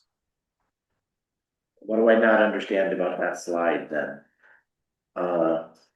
Committee will meet via Zoom in late September or early October to hear project presentations for large grant requests. greater than $100,000. Yeah, Is I'm that- just, Gary, I'm just telling you about the last grant that I worked on with Astoria. The timing, it was the same grant type as this. And the way that it worked was we submitted the grant, same timing, around June is when you had to submit. And then they get back to you after their review. And the timing is kind of broken up into those, I would say, kind of 3 sections, which is you apply, then they obviously have to review everyone. And then they let you know sort of late fall that you've gotten it. I think there's some acronym that I don't have in front of me right now. Some sort of confirmation acronym that they use around the acknowledge that you've gotten the grant. And then at that point, you wait a couple more months and then you get the funding. So So in what's any case, we'll be passing that closing date that we agreed to, but with the promise of funding, it sounds like they would probably extend the closing date. that's exactly right. Right, so you have you're correct on the timing, because it's a large grant, so as large grants, it's not just the application, you actually have to do the presentation. So you're right, kind of on the timing, but we can mutually extend the closing date on this, so we would come back to the council and we would ask to extend that closing date if we were looking at that we were gonna actually, we're in the running for the grant. That would be my recommendation, because we can essentially automatically extend 90 days beyond the June 30th date, which gives you the September 30th. By that time, you probably have a pretty good idea, and then you can mutually extend beyond that if both sides or both groups agree. And so that's how you get to that time. Correct. Okay, any other questions? You would like to make a motion? I move to authorize Mark Morgan and Mike. Mike Morgan and Amber Fowler to submit an application on behalf of the city to the local government grant program to seek the funding to be used toward the purchase of the Holland Family Trust property known as Haystack Hill, provided that a memorandum of agreement between the city and Mike Morgan and Amber Fowler is approved by council before the grant application is submitted. Second? Good job. That was a mouthful. Could you restate that? Any further discussion? Okay, I'll call please, Jen. Counselor Hayes, Yes. Council President Kirk, Yes. Counselor Osterhage. Yes. Counselor Hannon. Yes. Mayor Knopf. Yes. Okay, thank you. Thank you. Thank Albert. you. Thanks, Pam. Okay, next we have the Inclusive Park and Park Element Design and Inspection Service Selection Review Committee. Yes, Madam Mayor. I passed out the review sheets, just so you know, this is the end product that they will give us. The ones that are working through the selection process. They'll be looking at each company. They're gonna supply information, it's gonna include photographs, it's gonna include explanations of their philosophies, that sort of thing. And then people will evaluate based on these 5 criteria. So that's where we're headed, and you have 5 people that have submitted, 3 submitted prior to the deadline, 2 submitted prior or after the deadline. It's a total of 5, and you can have up to 6. Actually, you could probably have more, but it starts to get unwieldy. But up to 6 people on the committee, and then we may want to have some staff members. Oh, yeah, you have 6, you could have, in other words, you could have all of these people plus a couple of staff members, that would be okay? Sure. How many staff members were on the last selection committee? I think it was 3 or 4. Yeah, I think 3. Yeah. And then I think it was a total of 5. Do you have an issue with the number of staff members? Oh, okay. I don't Just know, asking. Okay. Just asking. I think it's important to remind the people that applied that this isn't about what's going to happen over there. It's about Right. picking the contractor, Right. the right contractor. Right, you're Our design, the Design architect. Yeah. Yes. right. So it's not about, we wanna keep this, we wanna do this, it's just about picking the right person for the job and fitting that criteria. So did you feel like any of these applicants didn't understand that?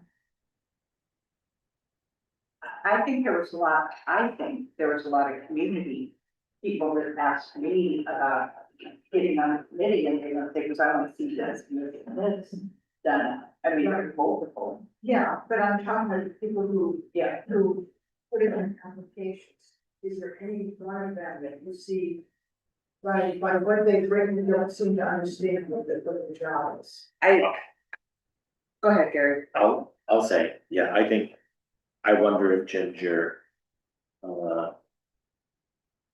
understands that. I mean, she mentioned things about ideas about how best space might be used to preserve the area for wildlife. But I mean, I'm not thinking that anything precludes her from doing this. I just wonder if she Are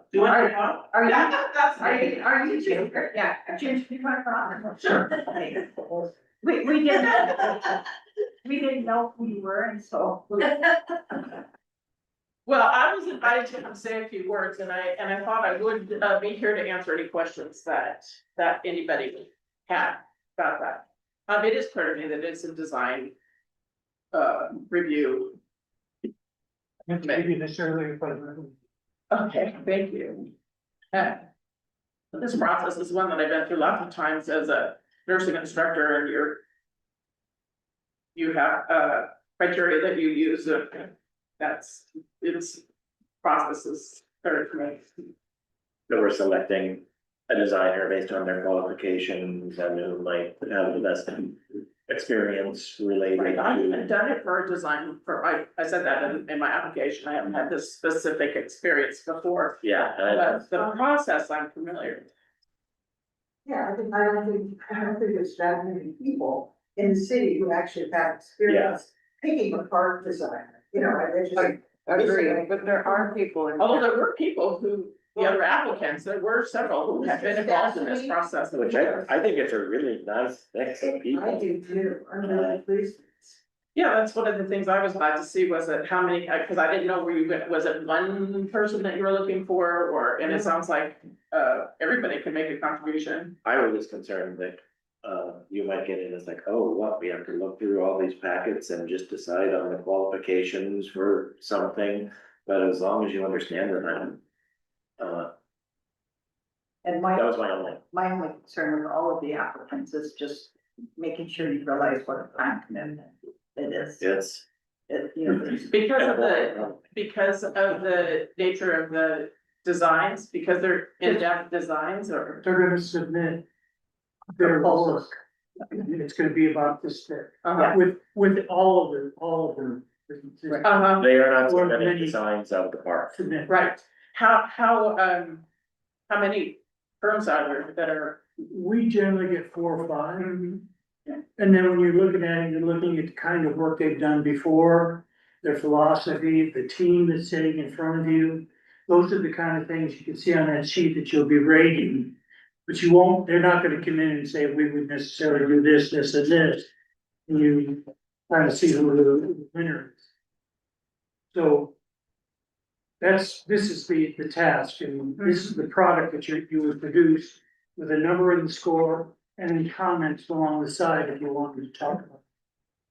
It's like I said, it's a process we use in my work as a professor all the time, both in applying, looking at applicants for who might get into nursing school, and we have this criteria, and you look at their whole application, and you score, and then you give the, I mean, it's very similar to that. Well, I do like this group of applicants as a whole, based on, we've got long time community members who know what this community is about. You know, we have Beth Holland, who, you know, is going to understand that we don't want, you know, a landscape designer that doesn't really understand native landscaping. And we've got Don Stastny, who's so more than qualified to do this, not only for his design and architectural work, but his work on Native American projects and his understanding of the complications that comes with archaeological and cultural and.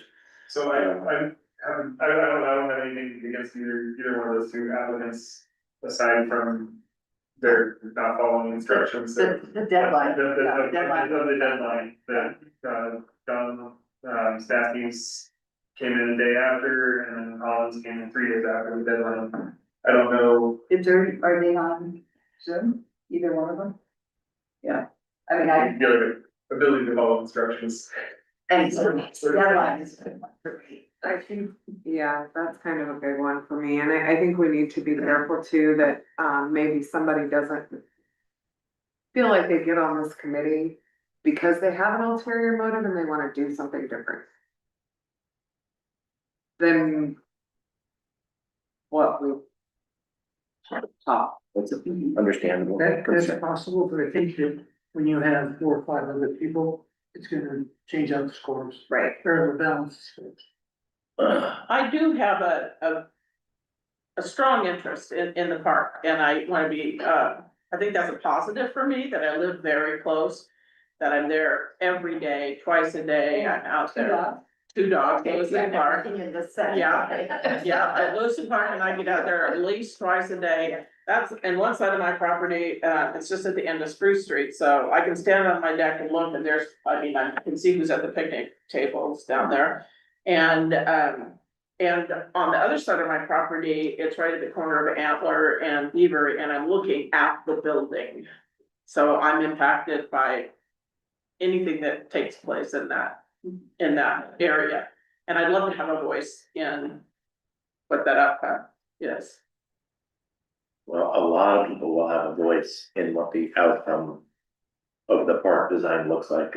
This is about selecting the person who does the design, but then it's going to be a major process of design options. Well, get my foot in the door. Thank you for coming in. Yeah, appreciate it. No, I know your name. And thank I you. know, I just knew. It's always nice to get new people to submit their applications for things. And I don't know what to do with the ones that came in after deadline. And obviously, we need people on this committee. Well, it seemed very confusing to me, when I listened at coffee with the counselor, it seemed there was sort of a. Remember, I was sort of railing that only one person had applied, I was so disappointed. And the impression I got was that a lot of people didn't know, unless they listened to that meeting, that this was in the offing. So I'm willing to not worry about the big, couple days late on this. I know I like parties too, but you know, this was not the most, it was a little confusing, and so I think that it's fine. I'm not involved by it. And do we wanna extend the deadline and get additional? We don't need one. No. Okay. That's, because if you have 3 staff members and 5 citizens, that seems like as big as we should get. Yeah, I think that's too big. It's too big. I think it's too big. I think that we pick 3 of these and have 3 staff members. I think another option is if, you want me to be on the staff, to be the 6th, or these 5 can do it and I can help manage the process. I don't think you need necessarily, the staff members. However you wanna do it. I kind of pictured these 5 and 2 staff members myself. That committee of 7, yeah, that would be good. Jen, want to say something? Yeah, 2 things. I think Margaret Lee should on Zoom, because you gave me questions for her also, and the RFP, I believe, says up to 6. So I don't know if we have to stick with that, or if that's something that can be adjusted. Is it up to 6 citizens, right? This is up to 6. Including staff. Oh, really? Oh, I see. Yeah, so then, yeah, but then. So Margot is on Zoom, does anybody have questions for her? Thank you for meeting the deadline. She was first. Oh, she is first, is it only John? The first. Anybody have any questions for Margot? Or do we feel we know where, when the? What she'll do with Jim? Her application was great. Yes, yeah. Thank you for being here, Margot. And condolences to Nancy. Yes, yes, yeah. Okay, what do we want to do? So I think that the RFP's at 6, that we shouldn't be exceeding that.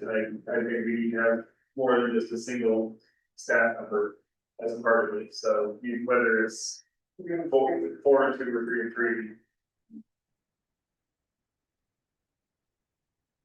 I would lean to 3 and 3 since we have 3 that were on time, 2 that weren't, and 3 staff members. But I'm certainly not moving forward going to, think Mr. Never from my say his name, Stassny out of the room, because he's designed, he's the perfect person. I mean, he can't, especially with his Native American background, designing, one of the museums in Eastern Oregon, and I just, Native American Museum, I just can't imagine leaving him out. Because he was a day late, just because he's so. well, the selection process for the design firm, Right, not he's the- the design firm. Yeah. He is selected as. Yeah. No, yes, I saw that in his application. He's like. He's an A+ candidate, you know, it's just. I can't imagine, especially for this part, which has a strong heritage component. It's good to have somebody that's in the business. Huh? It's good to have somebody that's in the business. Yeah. With the group. Yeah. So first, let's decide how many people. We're not gonna go over 6, is that everybody, that our RFP says, I mean, we got. I think rather than trying to. Right. We don't wanna go over that. Yeah. So that's- Okay, so we're okay with, we're all 6 people. Now the question is, how many staff would you like? Anybody? Nobody? I think we do 3 and 3. Well, I agree, because I don't want to do one person, like, number one. Yeah. It does make that up. Yeah, I've always envisioned more community than staff, but I could go with 3 and 3. yeah, it's fun. Because this is not, again, they're not designing the part, so. We're saying what elements are gonna be in the part. It's taking burn. Okay, well, 3 and 3, everybody? Yeah. Agree with that? Yeah. That's right. Okay, Well, Margot, Don and Beth would be my 3. See, and I think we need to have, some new people, we need to include community members that haven't been included, that are stepping up to the plate and, that haven't previously stepped up, you know, I mean, I agree with Dawn, absolutely. I'm thinking Ginger and Nancy. Well, I was leaning, if we're just talking 3, Don, Gender, and Margot. that's exactly what I was gonna say. She showed up and I saw nothing at all, I couldn't, what was the third one? Margot, Margaret. Ginger, and Don. And I guess, I'm in my, right. I don't know Margaret. The only. The only reason I know her is from, I believe she was the one who presented the Haystack Heights petition for adjusting the STR rules, right? Well, no, no, that wasn't her. Margot's been. Maybe Margot knows. She's always been active. She's come to She helped build the skate park. Yeah. Maybe so, yeah. Yeah, no, that is, Can Margaret help us there? I think if Margot wants She's to. on. Marcus. That's what she spoke, she. We say hi. Yeah, probably, we probably both would pick, you know, or. We should just at least see the face. Yeah.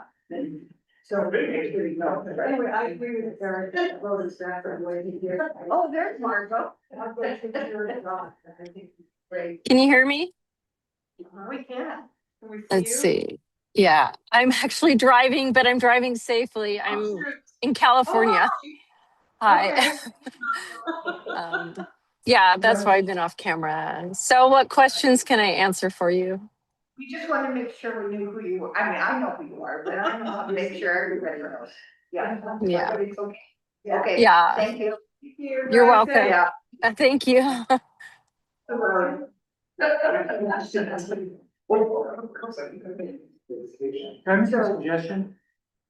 Huh? One of the things that, I hear you saying is if you wanna get more people involved. And, that there's a little. Not total agreement on who the people should be. You have an opportunity to, select an entirely citizen-based group to go ahead and make that kind of a decision. It can be managed by staff, but it's possible to go through. And I'm not sure what the 3 and 3 does, because maybe you've got 3 staff members that are more experienced doing it, but I don't know if that would intimidate somebody. Where it's just trying to go ahead and make a decision on it. So I'm just saying that there's, staff could manage, or you could go with the entire group, or you could split as you were discussing. My biggest concern would be that a staff member might see an applicant come in and be familiar with them and know that they don't follow through, or they don't, they might recognize. So the staff will still be there after the presentations to talk about what had happened. Well, we had all five Oh, well, then. staff members, is that what you're saying? I guess that, I mean, I could. That wouldn't. So I guess my feeling has been to have more community members than staff, just. In some ways for public appearance, and I don't think it's necessarily. True, but a lot of people in this community treat. City staff as if they don't understand our city. And that's why I just had the general thought of, more, community members than staff involved. 5 community members and 1 staff, would that sound? Well, we could do 4 and 2, but as you said, that's getting 1%. Or just the 5 community members. I mean, Bruce just said that because the staff's gonna give a presentation after the applications come in anyway. I would like to have 1 staff member on it. Yeah, definitely. And then somebody that's there, managing the process. Well, that gives us the 5 and. Yep. The 5 and 1, and I think And it's that's, it is a good. That works for me, yeah, if that's a Yeah. meaningful process. I mean, I would like everyone who's interested and has gone through this much to. Yeah. To be able to be a part of it. Yeah. But we don't condone being late on your applications for future. Exactly. I think we can get that clear. By deadline means deadline. So we need motion. Yeah. So I move to appoint, all 5 applicants, Margaret Lish, Andrew Keller, Nancy Littell, Mark Stassi, and Ben Holland. Along with 1 staff member, uses discretion to the Nicus Park, and Park Element Design Construction Service Selection Review Committee beginning immediately. Second. Any further discussion? Okay, roll call please, Jim. Council President Kirk. Yes. Councilor O'Shea. Yes. Councilor Howland. Yes. Councilor Day. Yes. Mayor Knopf. Yes. Okay, thank you very much, everyone. Just a quick question, is everybody okay if I act as the staff member? I thought you were gonna manage the process. Or, And then we're gonna have- Pardon me? I've done both in the past, it's not. Okay. But if you want me to appoint somebody else, I'll do It's your call. Yeah. it. Okay, Yeah. all right. Thank you. Okay, next, we're ready to approve minutes from our March meetings. Anybody have any?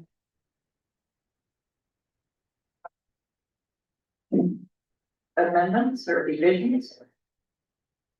I move to approve the minutes of March 3rd, March 5th, and March 10th as presented. Second. Any further discussion? All, is this not in favor? All in favor? Yes. Okay, good. Okay, next we have ordinances and we have ordinance 2603. Yeah. Bruce? This was discussed at the April 7th, 2026 meeting. It was adopted on first reading as a 4-1. We were not able to do a second vote at that meeting because it was not unanimous, and so it's being brought forward again. And this is consideration of ordinance 26-03, an ordinance amending Cannon Beach Municipal Code chapters 10.08.010 definitions and 10.12.010 bicycles, skateboards, and emergency merging mobility devices.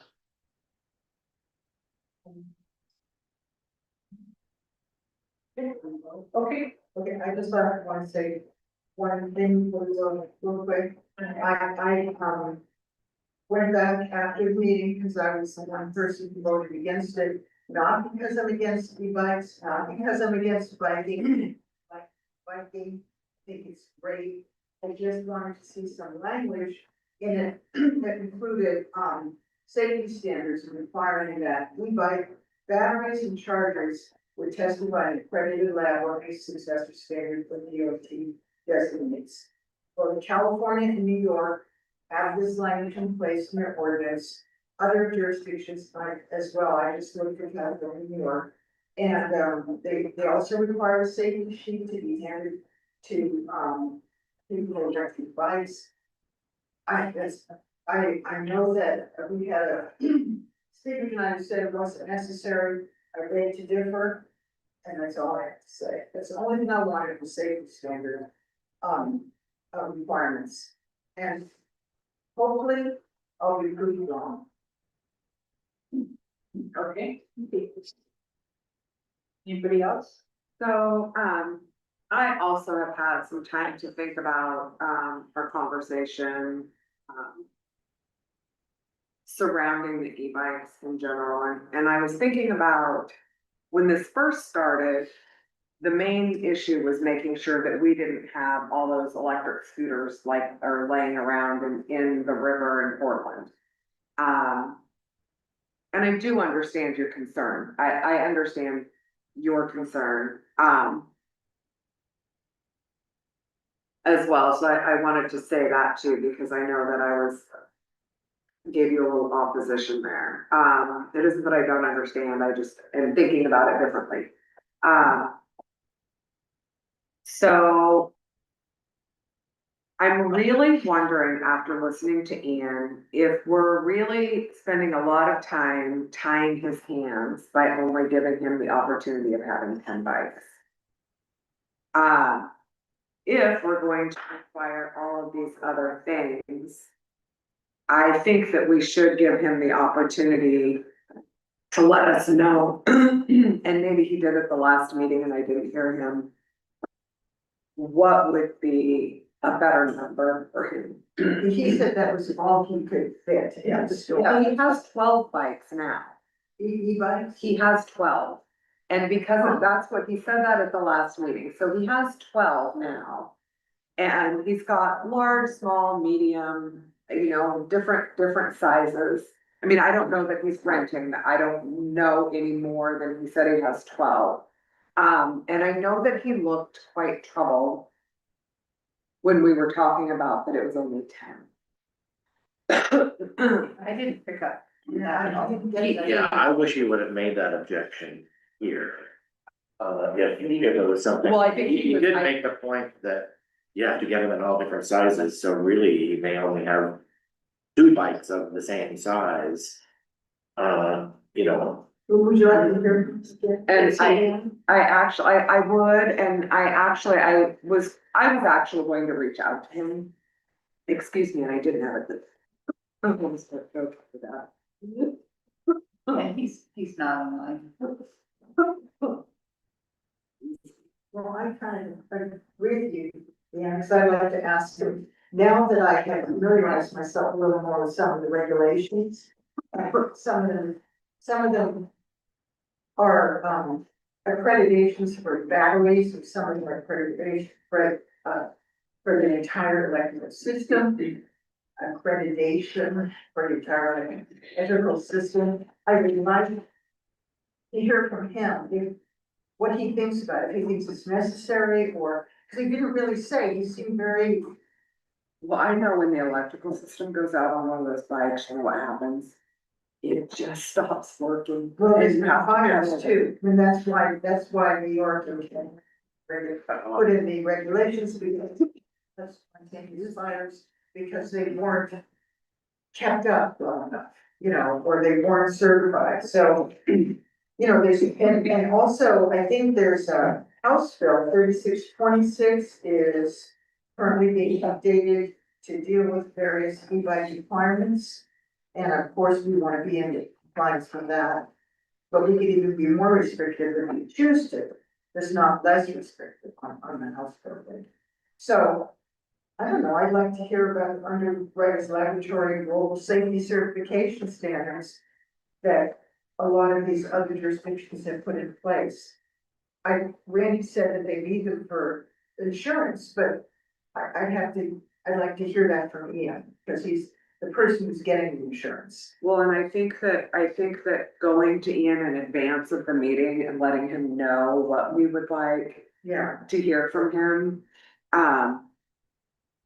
is going to serve our time so much better. And then we'll just have a better idea. But I think that I felt like, and I could be wrong, and maybe it was, and I know that Randy Neal has spoken with him.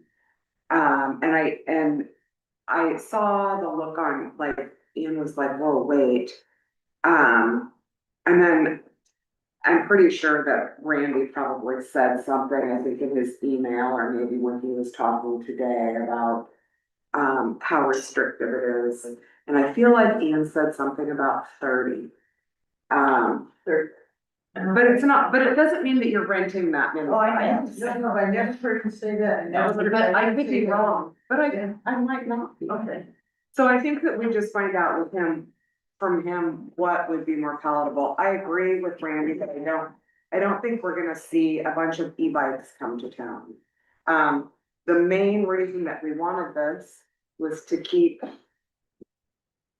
those little kiosk bikes out of here. Initially, that was the main reason I believe we started this conversation. Well, it was the Ian asked about like wanting to do it, and then I brought it up. Now, my initial thing was I don't want buying scooters, stuff like that. I know the community doesn't want that. That's not what we're wanting here. So trying to kill two birds with one stone and start regulating and allow somebody local to be able to start renting them in a way that's reasonable. I just. But so if we're discussing changing, what is procedurally? We go, if we have a first reading done on this ordinance, done and approved. What happens to that first reading if we're talking about discussing an amendment to that? Like, what does that look like? We'll change it to second reading. We can make amendments for the second reading. Yes. I believe so. If we can, actually, I'm sorry, Joey. Do we make, amendments to second reading? That's a very good question. I believe you can for regular parliamentary procedure, but I don't know your specific procedure to say yay or nay. But I would assume yes. most jurisdictions allowed, but you'd have to read it into the record word for word. So is the discussion then that we'll reach out to Ian about that? So let's say Table this. in public record for exactly what we want and come back. So, All right, I utilize him and come back with whether or not, he said he got accreditation, I know he worked really hard for it. And went to, took a lot of classes in order to have, and would it make sense to have safety standards include, because I do not believe at all, some might not just come in here and start renting bikes. I don't think there's any way that we can determine, we have 3 lot stores, or we did, or we got 4 for a while, we had 3, we don't know what people are gonna end up doing as far as businesses. There's no limit number of e-bike stores that we can have. So I'm just saying, I would like to see, standards requiring e-bike batteries and chargers to be tested by an accredited lab, which is usually Underwriters Laboratories, usually what they use. And if he thinks that, and for the renters, they hand out safety sheets covering, battery safety practices and local access rules. What the rules are for Cannon Beach. And just either verbally or handing out a flyer. And I think he already hands out a flyer, so if he already hands out a flyer, having him bring one with him. Yeah, that would. So you can read it. Yeah, and that if anyone else starts renting them, they have to email it. Yeah. In other words, so not just him, because like I said before 100 times, I trust him totally. I know him, I know him to be very, he'll do a great job, I know that. I'm not worried about him, but we're worried about other people. And then what else do you want to know? We also, I think we need to know the number of bikes that are palatable for him. Yeah, that works for him. Yeah, that's gonna work for his business model, and about how many he thinks of those he might rent a day. okay, anything else? Okay, so we'll put it on. I would like him to make this meeting, and if you don't need to make it, then I do not. Okay, and Jen, just to be Alex, underwriters, UL 2271 and UL 2849, there are 2 that the underwriters started for, those 2 numbers are the numbers that, other jurisdictions included in their ordinance. Some other jurisdictions. It's all kind of hidden, so. But those 2, so I'm sure we know they were. Right. I'm not. Okay, anything else on that?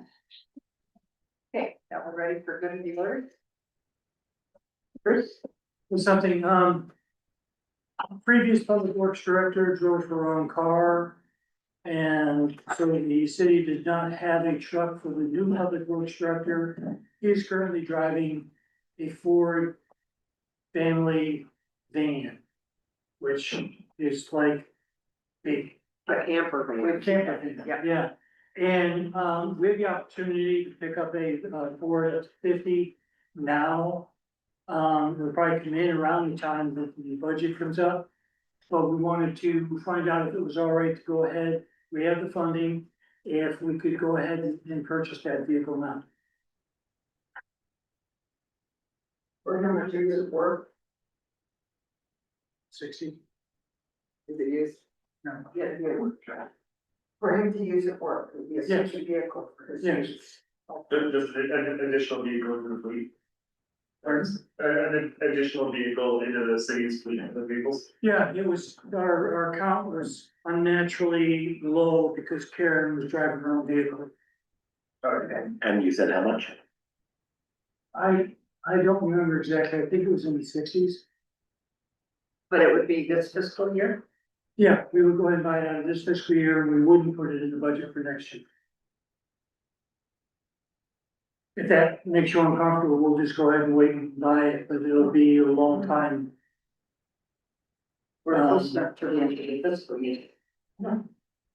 Everybody orders their vehicles in September. So I'm then, sorry, in August. so then there's a long wait list? Yeah. Oh, okay. If we have the opportunity to buy something and we've got the money in the budget now and it can be done for this year instead of moving into next budget, I think we should just do it. I agree with you. Thank you. Can we approve that during the order though? Yeah, it's consensus because you already got that. Okay, okay. Okay, everybody okay with that? I'll go with it too. Okay. Thank you. I have something really quick, I just want to ask, when or is the STR map actually coming before the council for a vote? Did you listen to the planning commission meeting by chance? I did this time. The 4 hour meeting? Oh, is that really? Yeah. Yeah. Or discuss that and came before. Yeah. That was the only I had, but there's a. And they agreed to it? No. Mm-mm. There was a lot of discussion. Yeah, and no resolution was there, yeah. Really? But that was actually, that was one of my good of the order questions too, was on the SDRs. How many people have you had reach out to you asking when? Yeah. We were gonna come to a decision on that, when to be back on the And agenda. actually, everyone who reached out to me wants it. I mean, I don't, you know, honestly. You should try to get to the point in that meeting where they discuss it, because they were all over. Yeah. The temporary, do like exclusionary zones and. I still really think exclusion zones and density is accomplishing the goal way better than a straight cap. I personally think that we need to do a cap, and we need to start with at least a restriction on the east side of 101 and look at density. I think we just need to start with the cap. Yeah, I did too, just started it, then we can refine it, but that, you know, especially people in town who want, you know, are not, I mean, it is. Well, and if we continue to at least allow it on the east side of 101, we're gonna lose more property and we're gonna have more upset people over there. Right, then we also have people in town, like just recently, a local citizen who lost his long-term rental and has to move to Seaside. So, you know, I think a good, easy first step is to put a cap in. yeah. And I think we can talk about all the others, we can, you know. That will be part of that. No. Totally right, yeah. Uh, That whole, and I can feel like it's an obvious thing. It's an easy thing. Maybe not easy for staff to implement. That's where the real challenge is going to be. Yeah. We just need to get it done. Yeah, I agree. But now that I mean. now it's still the planning on, I'll have to listen to the meeting, I don't know, started. Or you can figure it out. But the cap is stalled in planning, but putting restrictions and starting working on density isn't. But the planning commission's definitely discussed that during their meeting. Have they? Yeah. I didn't listen to that meeting either. Yeah. And Can we snatch it back? Mhm. Can we snatch it back, get a cap and let them go to work on all the other possibilities? That's gonna take a lot of conversation. It's gonna be. Keeps getting, how many times we've been talking about this for almost 2 years? So is it possible for us to get it back? No.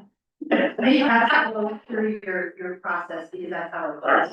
And as it goes with planning commission, you make a recommendation to council. So So when did they discuss it here?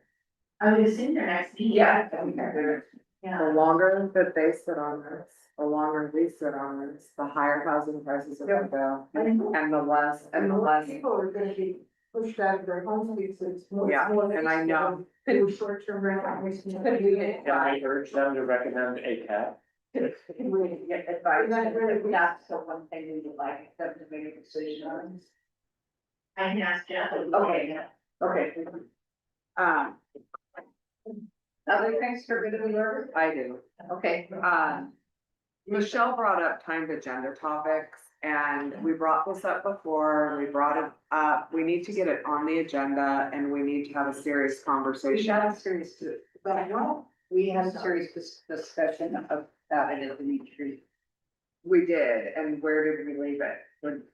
We're not going to have a time. I still think that we need I to think have. we need to reopen the discussion. Yeah. The discussion we had then was. We'll just be more mindful and our 4-hour meeting from a week ago or last month.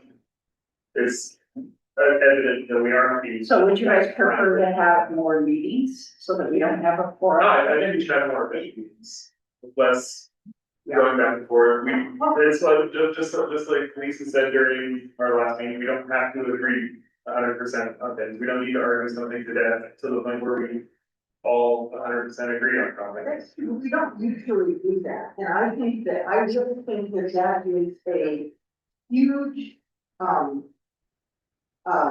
detriment to the legislative process, to have timelines. They do it in Astoria and they do it in Seaside. I don't. So it's not like, and they do it in a lot of other places, actually, I have most, attended many seaside city Most- meetings and I don't think. if you, but they have an idea of how long agenda items are going to take. Yeah. And it's on the agenda. And it doesn't mean that, but, and some things are gonna go quicker, right? It also gives people the opportunity, even if we are going to have a longer meeting, it gives people the opportunity to say, okay, well, my agenda item isn't until approximately XYZ time. How do you predict that? From what I recall in the past, we did have that. Yeah. And it was never right. And So- then people got upset because they weren't available at the time they said they were Right. gonna be on. the Then you got even more frustrated. I mean, with the advent of Zoom, a lot of those issues, you can go do something else, keep checking back and see how close you're getting to the agenda item. If that's the way you wanna do it, or if you wanna be here in person, you look at it, you say, oh, I'm halfway to the agenda, so I can find, you know. Well, I don't agree. Yeah. I would like to look at limiting presentations. And I think we It depends. have streamlined that a bit.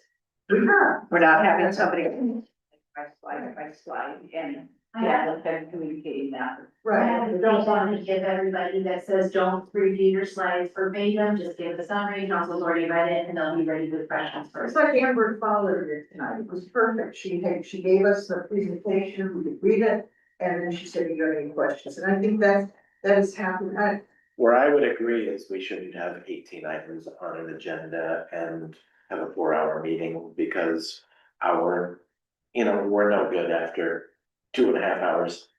We're really not. I don't think we're very efficient. And so I think we need to figure out. And I also agree that things like the elk conversation, they have to happen. Yeah. And they have to be long, but not with 17 other items. Well, the elk conversation should have been a standalone meeting. I feel like that could have been, we could have had a better meeting surrounding the elk. are you willing to come to more meetings? Because if we start having. Yeah, if we're gonna. I agree with the elk, we could have talked about that for, You Longer. So for topics like that, I mean, am I always available? No, but can I make myself available on occasion? Sure. As a general rule, lately, most of our meetings have been anywhere from 90 to 120 minutes. Ish, 180. This is fine, but when we start getting into that 9, 10, 11, 10 o'clock or later hour, I have to get up at 4 o'clock in the morning. I have a job, another job, so I'm fine with that as long as there's a good balance and it's not just, oh, well, we're having a meeting every day this week because we've got off, which I don't see happening. Well, how many meetings have we had recently that have gone to 10 o'clock? It has been a little while since that has happened, way too many agenda items on the meeting. So when we, when you see an item that you think should I mean, Jen gives us a great list every month of, you know, what's, where the, everything is, you know, in terms of the agenda schedules. If you see something that you think is should be a standalone meeting, then we need to schedule a standalone meeting. Yeah. So you see Albert. Let's talk about it, at least talk about it in advance, if we Right. know in advance. But see, I thought we were gonna do the elk. We were originally gonna do something different and then that didn't work out. But we haven't had that many long meetings anymore. We used to have a lot more. 2 years ago, we went to, and planning commission, 11 o'clock was not that. Even when we first came on council. We haven't as much, and so I don't see it as such a big problem. I mean, if somebody is upset about their board watching it later, well, then either they can watch it in pieces, you know. Well, I'm talking about our ability to make decisions. I'm not talking about other people being here or viewing the meeting. I'm not talking about that. I'm talking about our ability to make good sound decisions. And there is a such thing as, you know, meeting fatigue. And so. No, that's true, so I think that your idea of having big topics separated out, rather than having several big topics in one meeting makes sense. Bruce, did you want to say something? Yeah, I don't know if anybody is, used to or has objections to doing a consent agenda. But as I'm looking at the agenda tonight, the, Benton Beach Police update and sprinkler maintenance, that could have been written up. And then if you, unless you had an objection to the way that staff is recommending it, if we would be to take it to the next meeting, or just stop, say I have one question, then it would be handled that way. And, same thing with the tourism and arts policy. This is what you talked about last one. Go to the next month unless you wanna pull about consent agenda. We could probably get four items on the. But those 2 items took 5 minutes Well, but even the LJGP grant, this is the information we provide. I'm just saying that it's a way to go ahead and get sometimes a heavy item, but some of them aren't that heavy, but you get down from 18. So it's just another option that you have if you want to. If we have something like the Elcom, which we know is gonna take a long time, we can send it in. No, then we would go to a separate meeting for the, So your consent agenda items are, when you get to that area, then we consent as to whether we're going to talk about them or not. Opposed to having to go through the agenda. I understand. Yeah, the consent agenda will be in the beginning, and then I move to approve the consent agenda, or I move to take this particular item off. And then you covered 4 items with that, knowing that just as it's written, it's gonna go to the next meeting for you to vote on it. What do you think of that, Darren?